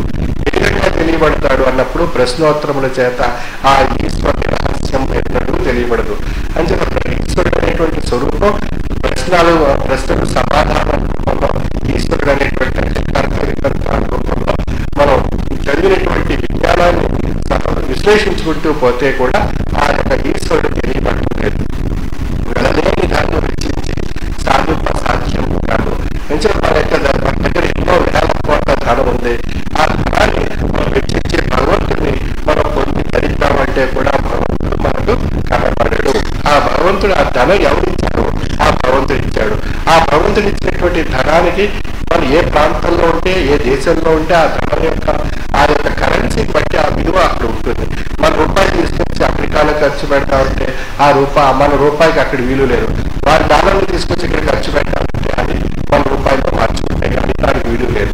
అంటే అది వెళ్ళలేనటువంటి ధనం మన దగ్గర ఉంది కదా, దాన్ని వెచ్చించి ఆ భగవంతుడిని మనం ధరిద్దాం, పొందాము అంటే అది సాధ్యం కానిటువంటి విషయంగా ఉంది. ఎందుకంటే ఆ ధనమే భగవంతుడు మనకు ప్రసాదించాడు. ఆ ధనాన్ని ప్రసాదించబట్టే ఆ ధనం మన దగ్గర ఉండబట్టి మన యొక్క బుద్ధి ఏ విధంగా ఉంది, ధనంతో భగవంతుడిని పొందాం అనేటువంటి విధానంగా మనం భావిస్తూ ఉంటాం. సాధారణంగా మనం ఏం చేస్తుంటాం, ఏదో మొక్కుకుంటుంటాం, అది పని చెప్తే డబ్బులు వేస్తాం, లేదా భగవంతుడికి మొక్కు తీర్చుకోవడానికి ఖర్చు పెడతాం, లేదా ఆ యొక్క ఆలయాలు కట్టడానికి, ఆ మసీదులు కట్టడానికి అది ఏంటో మనం నియమిస్తాం అని చెప్పి ఒక భావనలో ఉంటాం. అంటే మనకి అక్కడ స్వార్థం అనేటువంటి విషయం, ఈ పని జరిగితే ఆ పని చేస్తాను అనేటువంటి భావం, అంటే అక్కడ స్వార్థం అనేటువంటి విషయం మనలో ఉంది. అంటే ఆ పనితో ముడిపెట్టాం స్వార్థాన్ని, ఆ స్వార్థంలో మనకు వచ్చినటువంటి ఆ ధనాన్ని మళ్ళీ మన స్వార్థంతో ఆ భగవంతుడికి అర్పించుకుంటాం. అంటే అక్కడ స్వార్థం అనేటువంటి విషయం మనలో రెండు చోట్ల ఇమిడి ఉంది. కోరిక రూపంలోనూ మనం వచ్చినటువంటి త్యాగం చేసేటువంటి రూపంలోనూ కూడా స్వార్థం నిండి ఉన్న రెండింటి నిండేటువంటి స్వార్థం చేత మనం చేసేటువంటి కార్యక్రమం సత్కార్యక్రమం కాపాడదు. ఏదైతే నిస్వార్థంగా మనం ఏది ఊహించి ఏది ఫలితాన్ని ఆశించకుండా, కృష్ణ భగవానుడు చెప్పినటువంటి విషయంలో ఫలితం ఆశించకుండా శ్రమపడి కష్టపడి పనిచేసి తద్వారా వచ్చేటువంటి ఫలితం ఆ భగవంతుడి యొక్క కృప చేత ఏర్పడినటువంటి విశ్వాసంతో లక్ష్యంతో ఉన్నట్లయితే ఆ భగవంతుడి యొక్క శక్తి మనకి తెలియబడుతుంది అనేటువంటి విషయాన్ని ఎంతో విశ్లేషించడం జరిగింది. అంటే మనం ఏం చేస్తుంటాం, సాధారణంగా మన దగ్గర ఎంతో ధనం ఉంది, మనం ఆశించేటువంటి కోరికలు నెరవేరాలి, ఫలితాలు పొందాలి అని చెప్పి మన స్వార్థంతో మన రకరకాలైనటువంటి పాపాలు చేస్తుంటాం, రకరకాలైనటువంటి విషయాలు చేస్తుంటాం. దాన్ని మనం ఆ పాపాలు హరింపజేసుకోవడానికి ఏం చేస్తుంటాం, డబ్బులు స్వార్థంతో ఖర్చు పెట్టి ఆయా హుండీల్లో ఆయా దేవాలయాల్లో మనం ఆ యొక్క సొమ్మును తీసుకొచ్చి మనం అక్కడ సమర్పించుకుంటాం. మనం పుణ్యం పొందాలంటే పాపం అమ్మేసి పుణ్యం పొందాలి ఆ డబ్బుల రూపంలో అనేటువంటి ఒక ధనకాంక్ష, స్వార్థం అనేటువంటి కాంక్షతో మనం ప్రయత్నం చేస్తూ ఉంటాం. అయితే మన స్వార్థం అనేటువంటి అరిషడ్వర్గాల్లో ఒకటిగా ఉంది. ముందుగా అరిషడ్వర్గాలు మన యొక్క మనసుని ఆధీనపరుస్తున్నాయి. మన మనసుని ఆ అరిషడ్వర్గాలు చెప్పినట్టు మన మనసు ఆటలాడుతూ ఉంటుంది. అంచేత అరిషడ్వర్గాలు కామ, క్రోధ, మద, మోహ, మాత్సర్యాలు అనేటువంటి అరిషడ్వర్గాలు ఇవి ఒకదానితో ఒకటి అన్వయింపబడి ఉన్నాయి.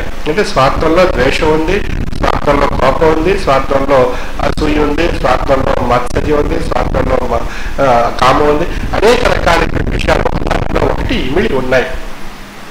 ఈ అరిషడ్వర్గాలు అన్నీ కలిపి మూకుమ్మడిగా మనస్సుపై అవి దాడి చేసినట్లయితే మానవుడు తన యొక్క ఒత్తిడిని తట్టుకోలేక ఆత్మహత్యకో లేదా తన జీవితాన్ని చాలించడం జరుగుతుంది. అంటే అవి ఒకదానితో ఒకటి ఉండి ఇమిడి ఉండి అవి ఒకటిగా ఉండి మనసుపై దాడి చేయడం జరుగుతుంది.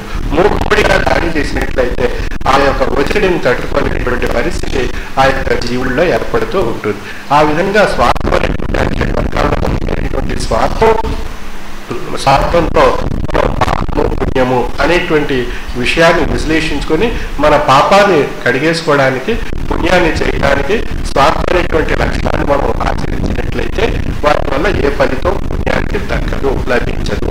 అంటే స్వార్థంతో ఏదైతే భగవస్వరూపమైనటువంటి లక్ష్యంగా మార్చుకొని మనం చేసేటువంటి విధానంలో శ్రమతో ఫలితాన్ని మనం పొందినప్పుడు ఆ ఫలితం భగవంతుని యొక్క కృపగా మనం భావించి మన లక్ష్యంతో ఉన్నట్లయితే ఆ యొక్క భగవంతుని యొక్క మహోన్నతమైనటువంటి శక్తి మనపై ప్రసరింపబడి మనం చేసేటువంటి ఆ ఫలితం యొక్క స్వరూపం అది పుణ్యం కింద పరిగణింపబడుతుంది. ఆ విధమైనటువంటి పుణ్య కార్యక్రమాన్ని చేయగలిగినట్లయితే మనకు స్వామి ఎల్లప్పుడూ మనకు రక్షణ కల్పించడం జరుగుతుంది. భావం భవతి మన స్వార్థంతో చూసినట్లయితే స్వార్థంగానే కనిపిస్తారు, నిస్వార్థంతో చూసినట్లయితే నిస్వార్థంగా కనిపిస్తుంటారు.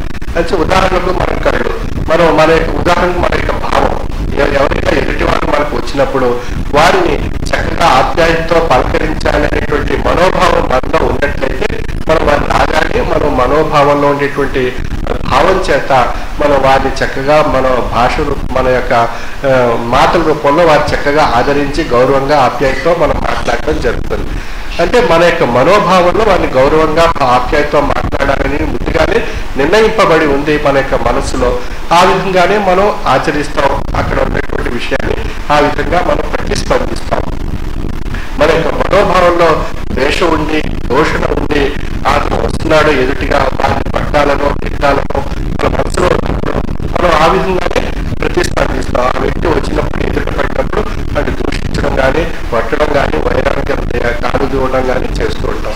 అంచేత మన యొక్క మనసుని బట్టి అక్కడ ఉన్నటువంటి స్పందన మారుతూ ఉంటుంది. భావం తత్వది అంటే మన యొక్క మనసులో మనోఫలకంపై ఏది ఉండాలి అన్నప్పుడు ఆ యొక్క ఈ సంబంధించినటువంటి యోగినటువంటి తాత్విక జ్ఞానం యొక్క శక్తి నిరంతరం పొందేటువంటి లక్షణాన్ని మనం కలిగి ఉన్నట్లయితే మనకి ఆ యొక్క లక్షణమే మనకు ఆ భగవంతుని యొక్క సన్నిధానానికి చేరుస్తుంది. అంటే ఆ లక్షణాన్ని మనం నిరంతరం మనలో ఏర్పరచుకోవాలి అన్నట్లయితే ఆ యొక్క తాత్వికమైనటువంటి జ్ఞాన మార్గాన్ని మనం అనుసరించాలి. అంటే తాత్వికమైనటువంటి జ్ఞాన మార్గం ఒక రోజులో చదివితే వచ్చేది కాదు. అది నిరంతరం పారాయణం చేసేటువంటి వారికి అందులో ఉండేటువంటి మహోన్నతమైనటువంటి తాత్విక జ్ఞానామృతం అవగాహన కాబడేటువంటి అవకాశం ఉంది. అంటే ఏదో మనం ఈరోజు మనం డబ్బు సంపాదించాం, మనం ఏదో పాపం జరిగింది కాబట్టి ఆ డబ్బుని తీసుకొచ్చి కొంత సొమ్ముని ఆ భగవంతునికి అర్పించేస్తే మనం పుణ్యం వచ్చేస్తుంది, పాపం తొలగిపోతుందని మనం భావిస్తుంటాం. ఆ విధమైనటువంటి భావనతో ఉండేటువంటి విధానంలో మనం అదే విధంగా ఏదైనా ఒక పాపం చేసినప్పుడు మనం ఆ యొక్క గ్రంథాలు చదవడం, ఆ తాత్వికమైనటువంటి గ్రంథాలు చదవడం, ఆ కొత్త సమయం చదివిన తర్వాత మళ్ళీ మనకి ఆ మనసు స్థిరీకరించుకున్నప్పుడు మళ్ళీ మనకి మరొక ఏదైనా సమస్య ఏర్పడి పాపం ఏదైనా విషయంలో మనం ప్రయాణం మనసు యొక్క విధానంలో దుర్భావాలు ఏర్పడినప్పుడు మళ్ళీ మనం వాటి గురించి మనం ప్రయత్నం చేసినప్పుడు మళ్ళీ పాపం చేయడం జరుగుతుంది.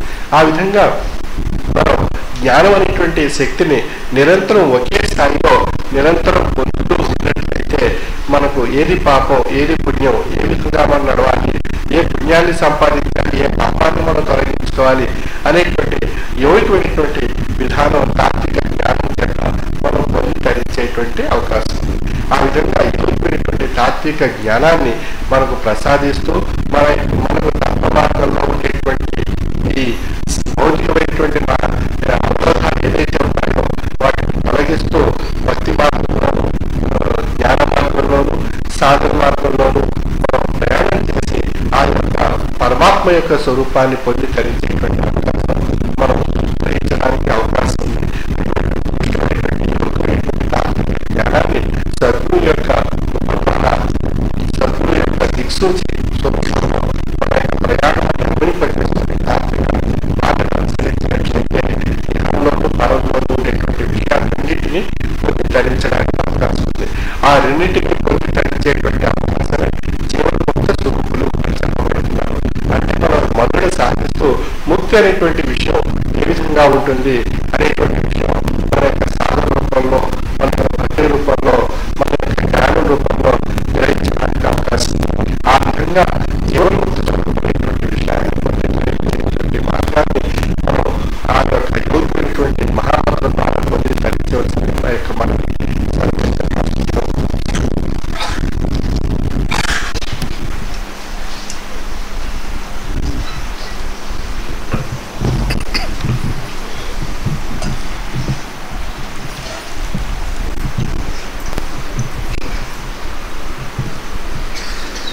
స్వామి వారి యొక్క అమృత వాక్కులతో మనల్ని ఆశీర్వదించారు. అహం పరమస్మి స్వయం బ్రహ్మణ సందేహ అనేటువంటి స్థాయికి చేరేటప్పుడు కొన్ని అవరోధాలు మనకి ఏర్పడతాయట. ఆ అవరోధాలను మనం అధిగమించగలిగేటటువంటి శక్తి మనకి కావాలి అంటే ఆ స్వామి యొక్క మహామంత్రాన్ని మననం చేసుకోవడమే కాకుండా, స్వామి యొక్క జ్ఞానామృతాన్ని గ్రహించడమే కాకుండా, పరిపూర్ణమైనటువంటి భక్తి, విశ్వాసం, లక్ష్యం మనం ఏర్పాటు చేసుకోవాలని చెప్తున్నారు. అప్పుడు మనం మట్టిలో మాణిక్యం లాగా తయారవుతామని చెప్తున్నారు. అదేవిధంగా యుగాంతం కూడా రేపు ఉన్నా కదండి, పూర్వం చెప్పినటువంటి జ్యోతిష్కుల యొక్క విధానం ప్రకారంగా రేపు యుగాంతం, అది కూడా తప్పు. ఎంచేత యుగాంతం అనేటువంటిది లేదు అని చెప్పి గత సంవత్సరమే స్వామి మహాసభల్లో ఒక గ్రంథాన్ని మనకి విడుదల చేశారు. మరి ఆ గ్రంథం మీరందరూ కూడా పొందే ఉంటారు. అందుచేత ఆ యుగాంతం అనేటువంటి దాన్ని నమ్మొద్దు, మనం జ్ఞాన మార్గంలోనే చక్కగా మనం నడుచుకోవాలి అనేటువంటి విషయాన్ని కూడా మన స్వామి మనకి తెలియజేస్తారు. అదేవిధంగా స్వార్థ త్యాగం వద్దు, స్వార్థంతో కూడినటువంటి త్యాగం కాకుండా నిష్కల్మషమైనటువంటి త్యాగాన్ని మనం చేయాలని చెప్పి స్వామి అనేక విషయాలు చెప్పారు. అవన్నీ కూడా మనం దైనందిన జీవితంలో పాటించి అహం బ్రహ్మాస్మి అనేటువంటి స్థితికి చేరడానికి స్వామి యొక్క ఆశీస్సును పొందవలసిందిగా మనవి.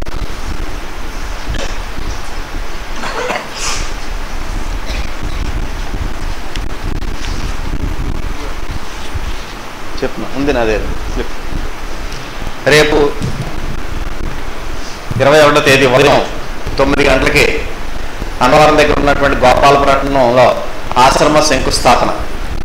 అదేవిధంగా ఉదయం 9:30 నుంచి 10:30 వరకు వలసపాకల ఆశ్రమంలో సభ. 11:30 ఉదయం 11:30 to 12:30 ఆటరాలపల్లి దగ్గర ఉన్నటువంటి ఎర్రంపాలెంలో ఆశ్రమంలో సభ. గుర్తుపెట్టుకోండి అందరూ కూడా. ఉదయం 9 గంటలకి గోపాలపట్నం ఆశ్రమ శంకుస్థాపన, 9:30 to 10:30 వలసపాకల, 11:30 to 12:30 ఎర్రంపాలెం. ఈ 3 గ్రామాలకి కూడా పరిసర గ్రామాల సభ్యులందరూ కూడా ఆ ప్రాంతాలకు విచ్చేసి స్వామి యొక్క అనుగ్రహ భాషను విని స్వామి యొక్క ఆశీస్సు పొందవలసిందిగా మనవి.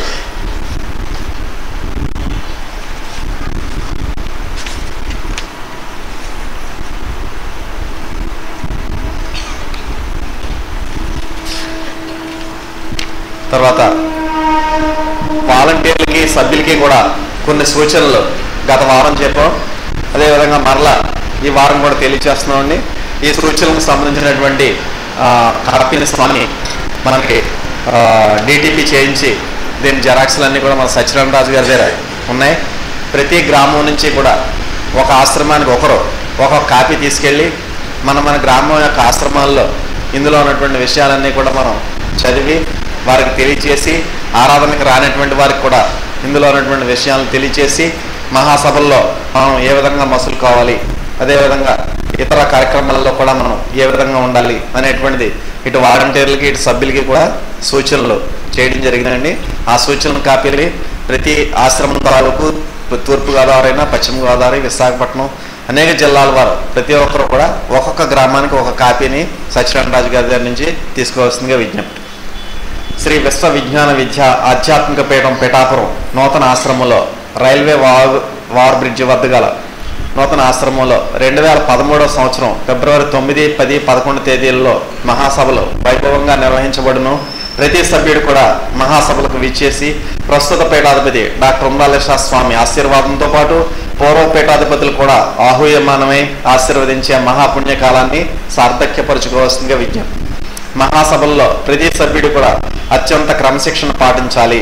క్రమశిక్షణతో శబ్దం లేకుండా కూర్చుంటే స్వామి యందు లక్ష్యం ఏర్పడి స్వామి యొక్క ఆశీర్వాదాన్ని పొందడానికి అవకాశం ఉంది. అదేవిధంగా ఆశ్రమ ప్రాంగణంలోకి ప్రవేశించగానే మన యొక్క మొబైల్ ఫోన్స్ అన్ని కూడా బంధించాలి.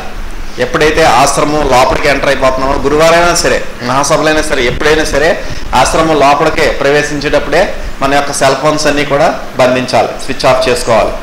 మహాసభల విశిష్టతను గ్రామాలు, పట్టణాలు, నగరాల్లో ఉన్న ఆశ్రమ శాఖల ద్వారా ప్రతి ఆరాధనా కార్యక్రమంలోనూ కూడా తెలియపరిచి ప్రతి ఒక్కరూ మహాసభలకు హాజరై స్వామి ఆశీర్వాదాన్ని పొందే భాగ్యాన్ని కల్పించాలి.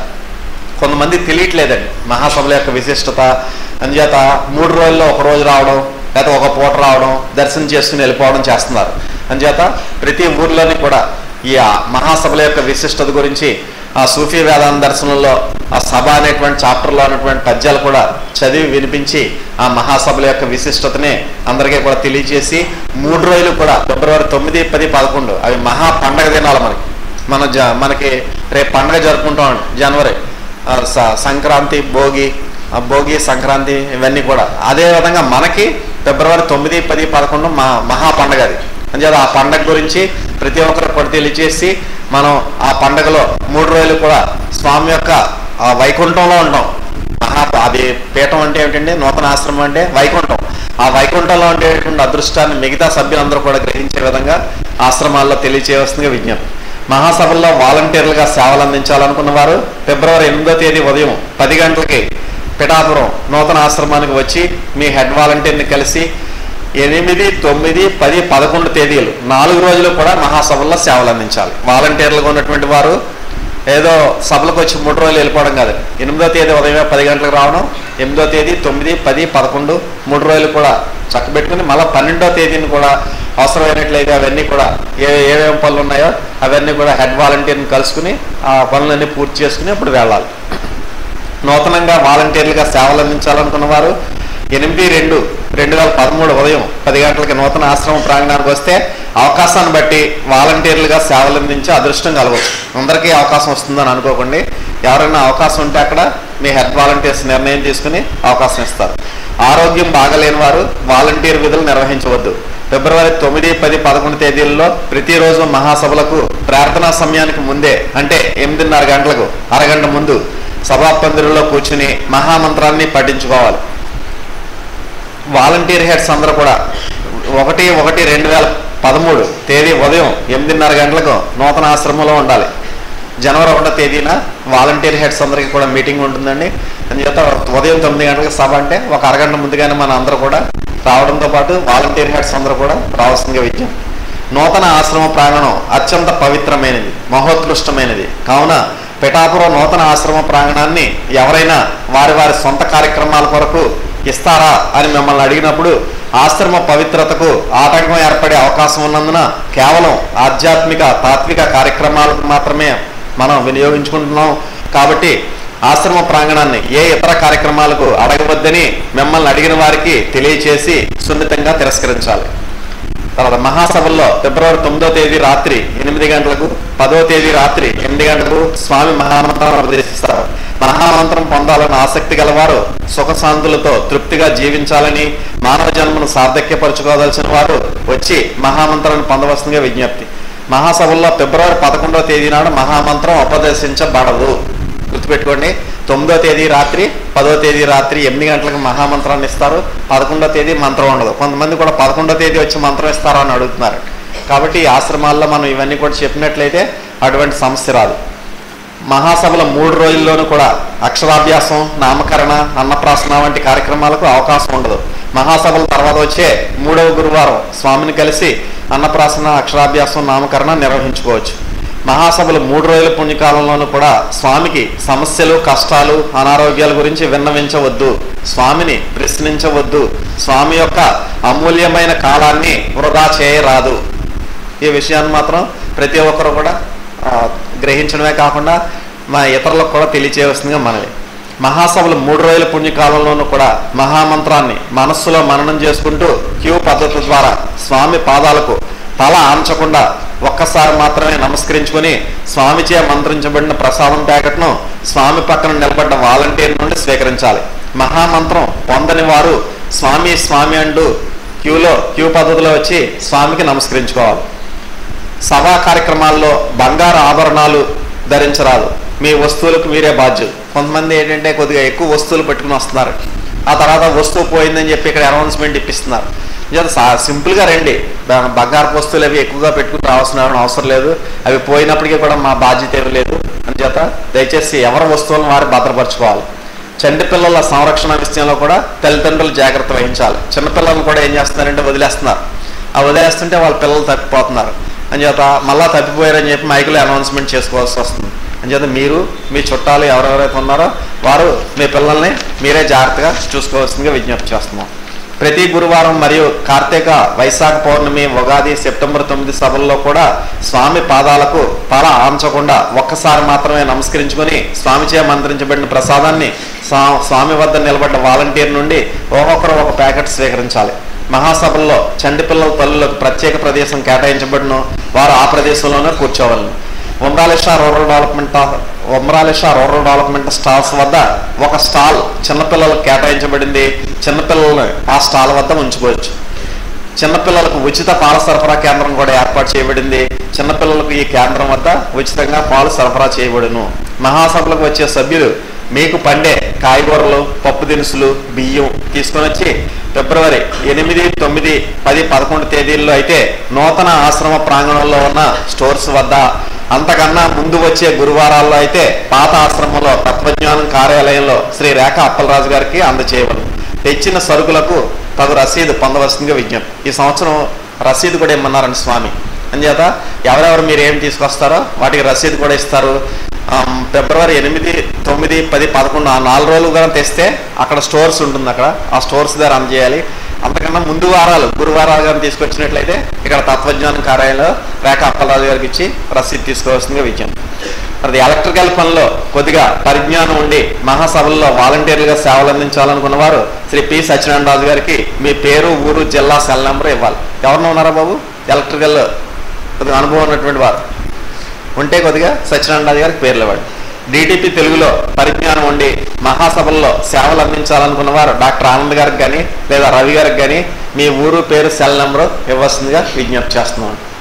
ఫిబ్రవరి 11వ తేదీన మహాసభల్లో బాలబాలికల కీర్తనల కార్యక్రమంలో పాల్గొనదలిచిన వారు జనవరి 31వ తేదీలోపు శ్రీ చింతకల అప్పారావు మాస్టర్కి పేరు, ఊరు, జిల్లా, సెల్ నెంబర్ ఇవ్వవలను. స్వామి యొక్క ఆజ్ఞ మేరకు అవకాశం కలిగించబడను. అంతేగాని పేర్లు ఇచ్చిన ప్రతి వారికి అవకాశం వస్తుందని అనుకోకండి. అంచేత అప్పారావు మాస్టర్కి పేర్లు ఇవ్వండి, అవి స్వామికి చూపిస్తారు. ఎవరికైతే అవకాశం ఉందో వాళ్ళకి మాత్రమే స్వామి ఇచ్చినటువంటి ఆజ్ఞ మేరకు అవకాశం ప్రసాదించబడుతుంది. మహాసభల్లో ఫిబ్రవరి 9, 10, 11 తేదీల్లో క్యాంటీన్ ద్వారా మినీ మీల్స్, టిఫిన్ సౌకర్యం కూడా కల్పించబడింది. మహాసభల్లో ఎక్కడికక్కడ చెత్త తొట్లు ఉంచబడును.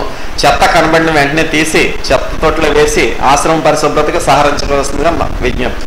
తత్వజ్ఞానం మాసపత్రిక విశిష్టతను ప్రతి ఒక్కరూ గ్రహించి కొత్తగా మహామంత్రోపదేశం పొందేవారు తీసుకున్నట్టే కాక పాత సభ్యులు కూడా మాసపత్రికను పునరుద్ధరించుకొని ప్రతిరోజు ఒక్కొక్క పేజీ లేదా 2 పేజీల చొప్పున చదువుకొని ఆత్మజ్ఞానిగా పరిణామం చెందవలను. ఎలక్ట్రికల్ విభాగంలో ఉన్న పాత వాలంటీర్లు, కొత్తగా ఈ విభాగంలో సేవలు అందించదలుచుకున్నటువంటి వాలంటీర్లు 1/1/2013 ఉదయం 8:30 గంటలకు పిఠాపురం రైల్వే ఓవర్ బ్రిడ్జ్ వద్ద గల నూతన ఆశ్రమానికి వచ్చి చీఫ్ వాలంటీర్ని కలవాలి. మహాసభలు 2013 ఫిబ్రవరి 9, 10, 11 తేదీల్లో సభలు జరిగేటటువంటి సమయాలు: ఫిబ్రవరి 9వ తేదీ ఉదయం 9 గంటల నుండి మధ్యాహ్నం 12:30 గంటల వరకు, సాయంకాలం 4 గంటల నుండి 6 గంటల వరకు.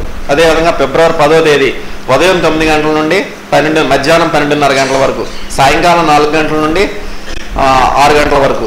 ఫిబ్రవరి 11వ తేదీ ఉదయం 9 గంటల నుండి మధ్యాహ్నం 1 గంట వరకు. ఇవి సభా సమయాలండి. ఇవన్నీ కూడా మనకి అక్కడ నోటీస్ బోర్డు ఉంది, అక్కడ ఆ నోటీస్ బోర్డులో కూడా ఉంటుంది.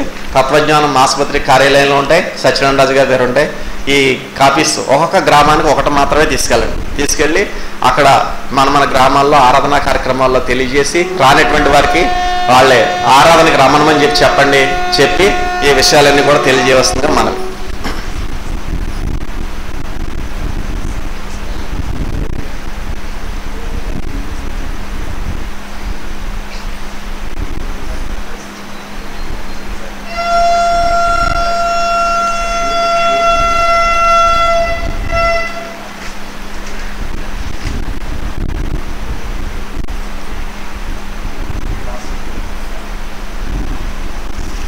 మరొక సూచన, ఇప్పుడు మనకి కొత్త ఆశ్రమానికి వచ్చిన తర్వాత మరలా ఇక్కడ పాత ఆశ్రమానికి వచ్చి ఆ యొక్క పీఠాధిపతుల్ని ఆ సమాధులు దర్శించుకోవాలి అనే ఆసక్తితో ఏం చేస్తారంటే అడ్డదారులు వెళ్తుంటారు, గేటు తీయకుండా అది దాటేస్తుంటారు. అలా వద్దు, గేటు తీసిన తర్వాతే బయలుదేరండి. రోడ్డుకి చూసుకుంటూ, ట్రాఫిక్ చూసుకుంటూ రోడ్డుకి బాగా లెఫ్ట్ సైడ్ మార్జిన్లోంచే నడవాలి. అదేవిధంగా గేట్ తీసిన తర్వాతే మనం వెళ్ళాలి. ఆ విధంగా మనం ఆ యొక్క ఈ సమాధులు ఈ మహాసభల్లో సమయాలు కూడా మరలా మీకు ఇందులో యాడ్ చేస్తాం. అది కూడా మీరు ఆ పద్ధతిని కూడా గ్రహించవలసిందిగా మనం.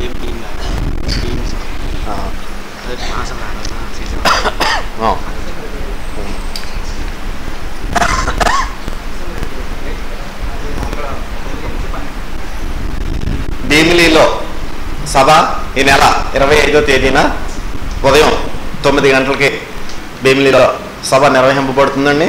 అంచేత భీమిలి సభకి కూడా ఎవరైనా వెళ్ళాలనుకున్నటువంటి వారు తప్పనిసరిగా వెళ్ళి స్వామి యొక్క మహోపన్యాసం విని ఆశీర్వాదాన్ని పొందవలసింది మనవి. ఈ నెల 25వ తేదీ ఉదయం 9 గంటలకి భీమిలి సభ.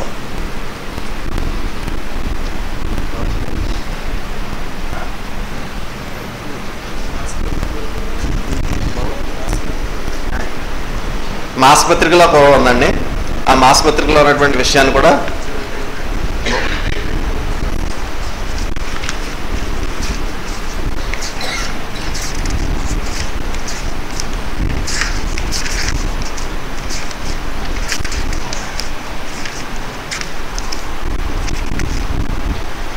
ఇక్కడ మాసపత్రికలో 15వ పేజీలో ఉన్నాయి. భీమిలి ఎక్కడ అడ్రస్ ఏమిటి, విశాఖపట్నం రూట్ ఏమిటి, 25/12/2012 మంగళవారం ఉదయం 9 గంటల నుండి మధ్యాహ్నం 12 గంటల వరకు భీమిలి ఆశ్రమంలో 11వ వార్షికోత్సవ సందర్భంగా సభ ఏర్పాటు చేయబడింది. రూట్ విశాఖపట్నం ఆర్టీసీ కాంప్లెక్స్ నుండి 900K 17K బస్సు ఎక్కి ఆశ్రమం బస్ స్టాప్ వద్ద దిగి ఆ ఆశ్రమంలో స్వామి యొక్క కార్యక్రమాన్ని వీక్షించవలసిందిగా మనవి.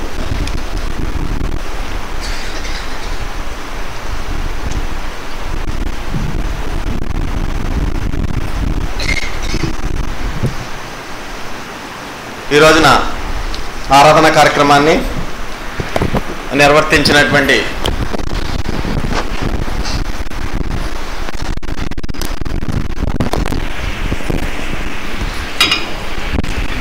జనవరి 1వ తేదీ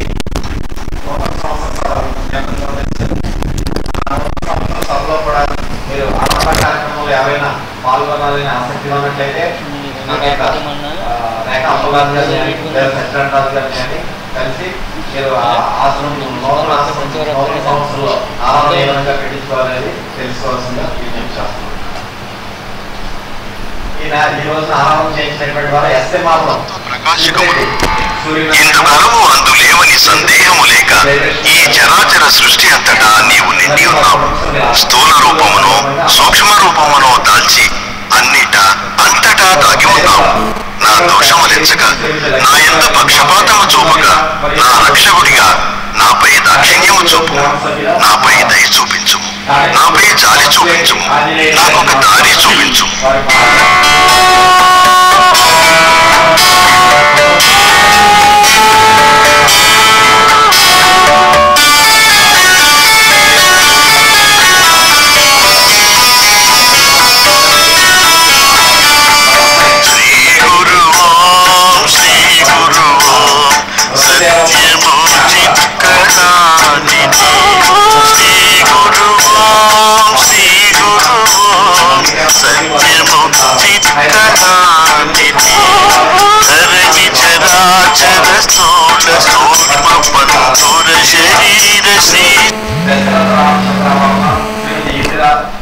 కుమారుడు మహేష్ వర్మ మరియు వారు ధరణి చరాచర స్థూల సూక్ష్మ బంధుర శరీర శ్రీ శ్రీ గురు శ్రీ గురు శ్రీ గురు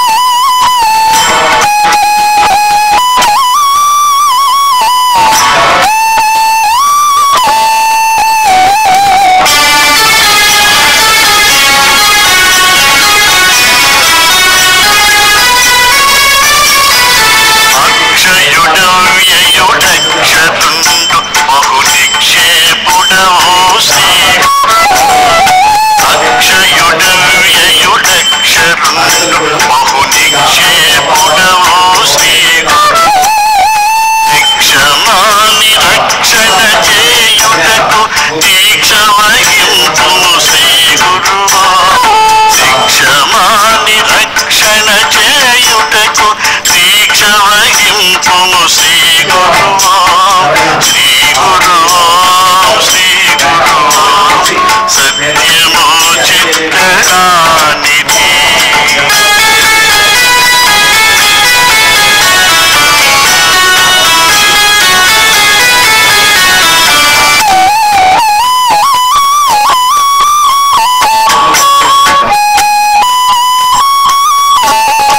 లక్ష్య భావమీక్షించినప్పుడు సూక్ష్మ కరుండవు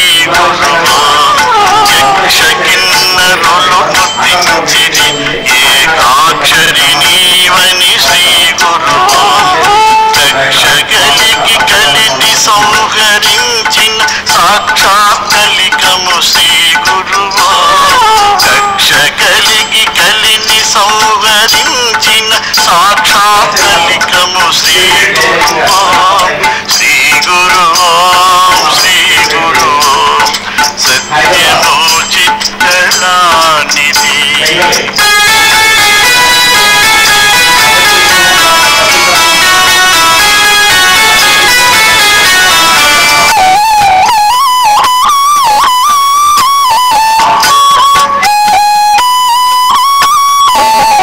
త్రయవస్థల త్రిగుణంబుల త్రయమూర్తుల కతీతుడవు శ్రీ త్రయవస్థల త్రిగుణంబుల త్రయమూర్తుల కతీతుడవు శ్రీ త్రయీశ్వరూపుడ త్రికూట నిలయుడ త్రయంబరుడవు శ్రీ గురు త్రయీశ్వరూపుడ త్రికూట నిలయుడ త్రయంబరుడవు శ్రీ గురు శ్రీ గురు ఓం శ్రీ గురు ఓం సత్యము చిత్కళానిధి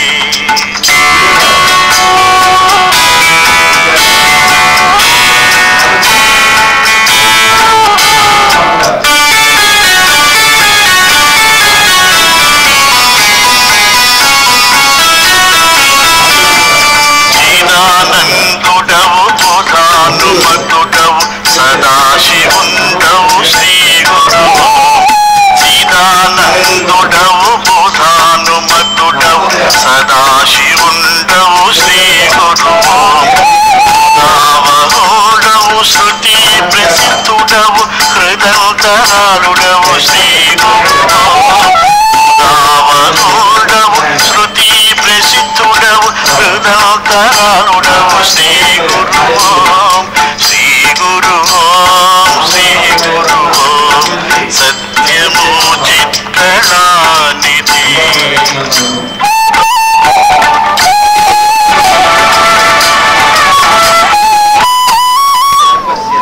రెండో శరణానికి ఇంకొక 4 ఈశ్వరి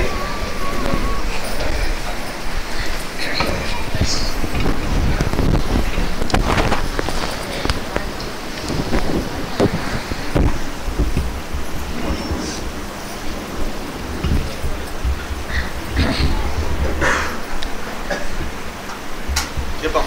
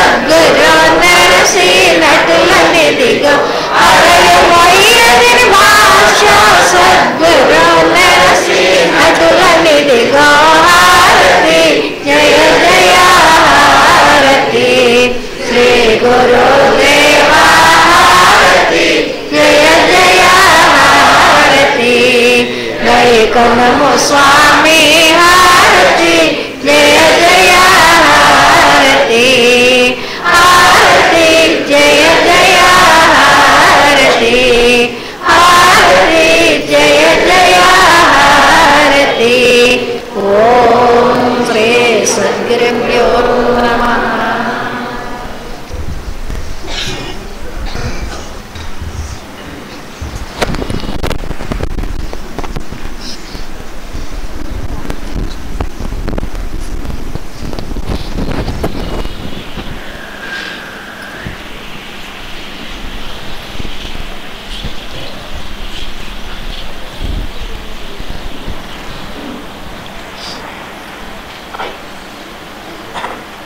సభ్యులంతా బాగా ఎక్కువ చూస్తున్నామా మా తాళింపులు కూడా ఎవరు ఉన్నారో సభ్యులు తాళింపులు కూడా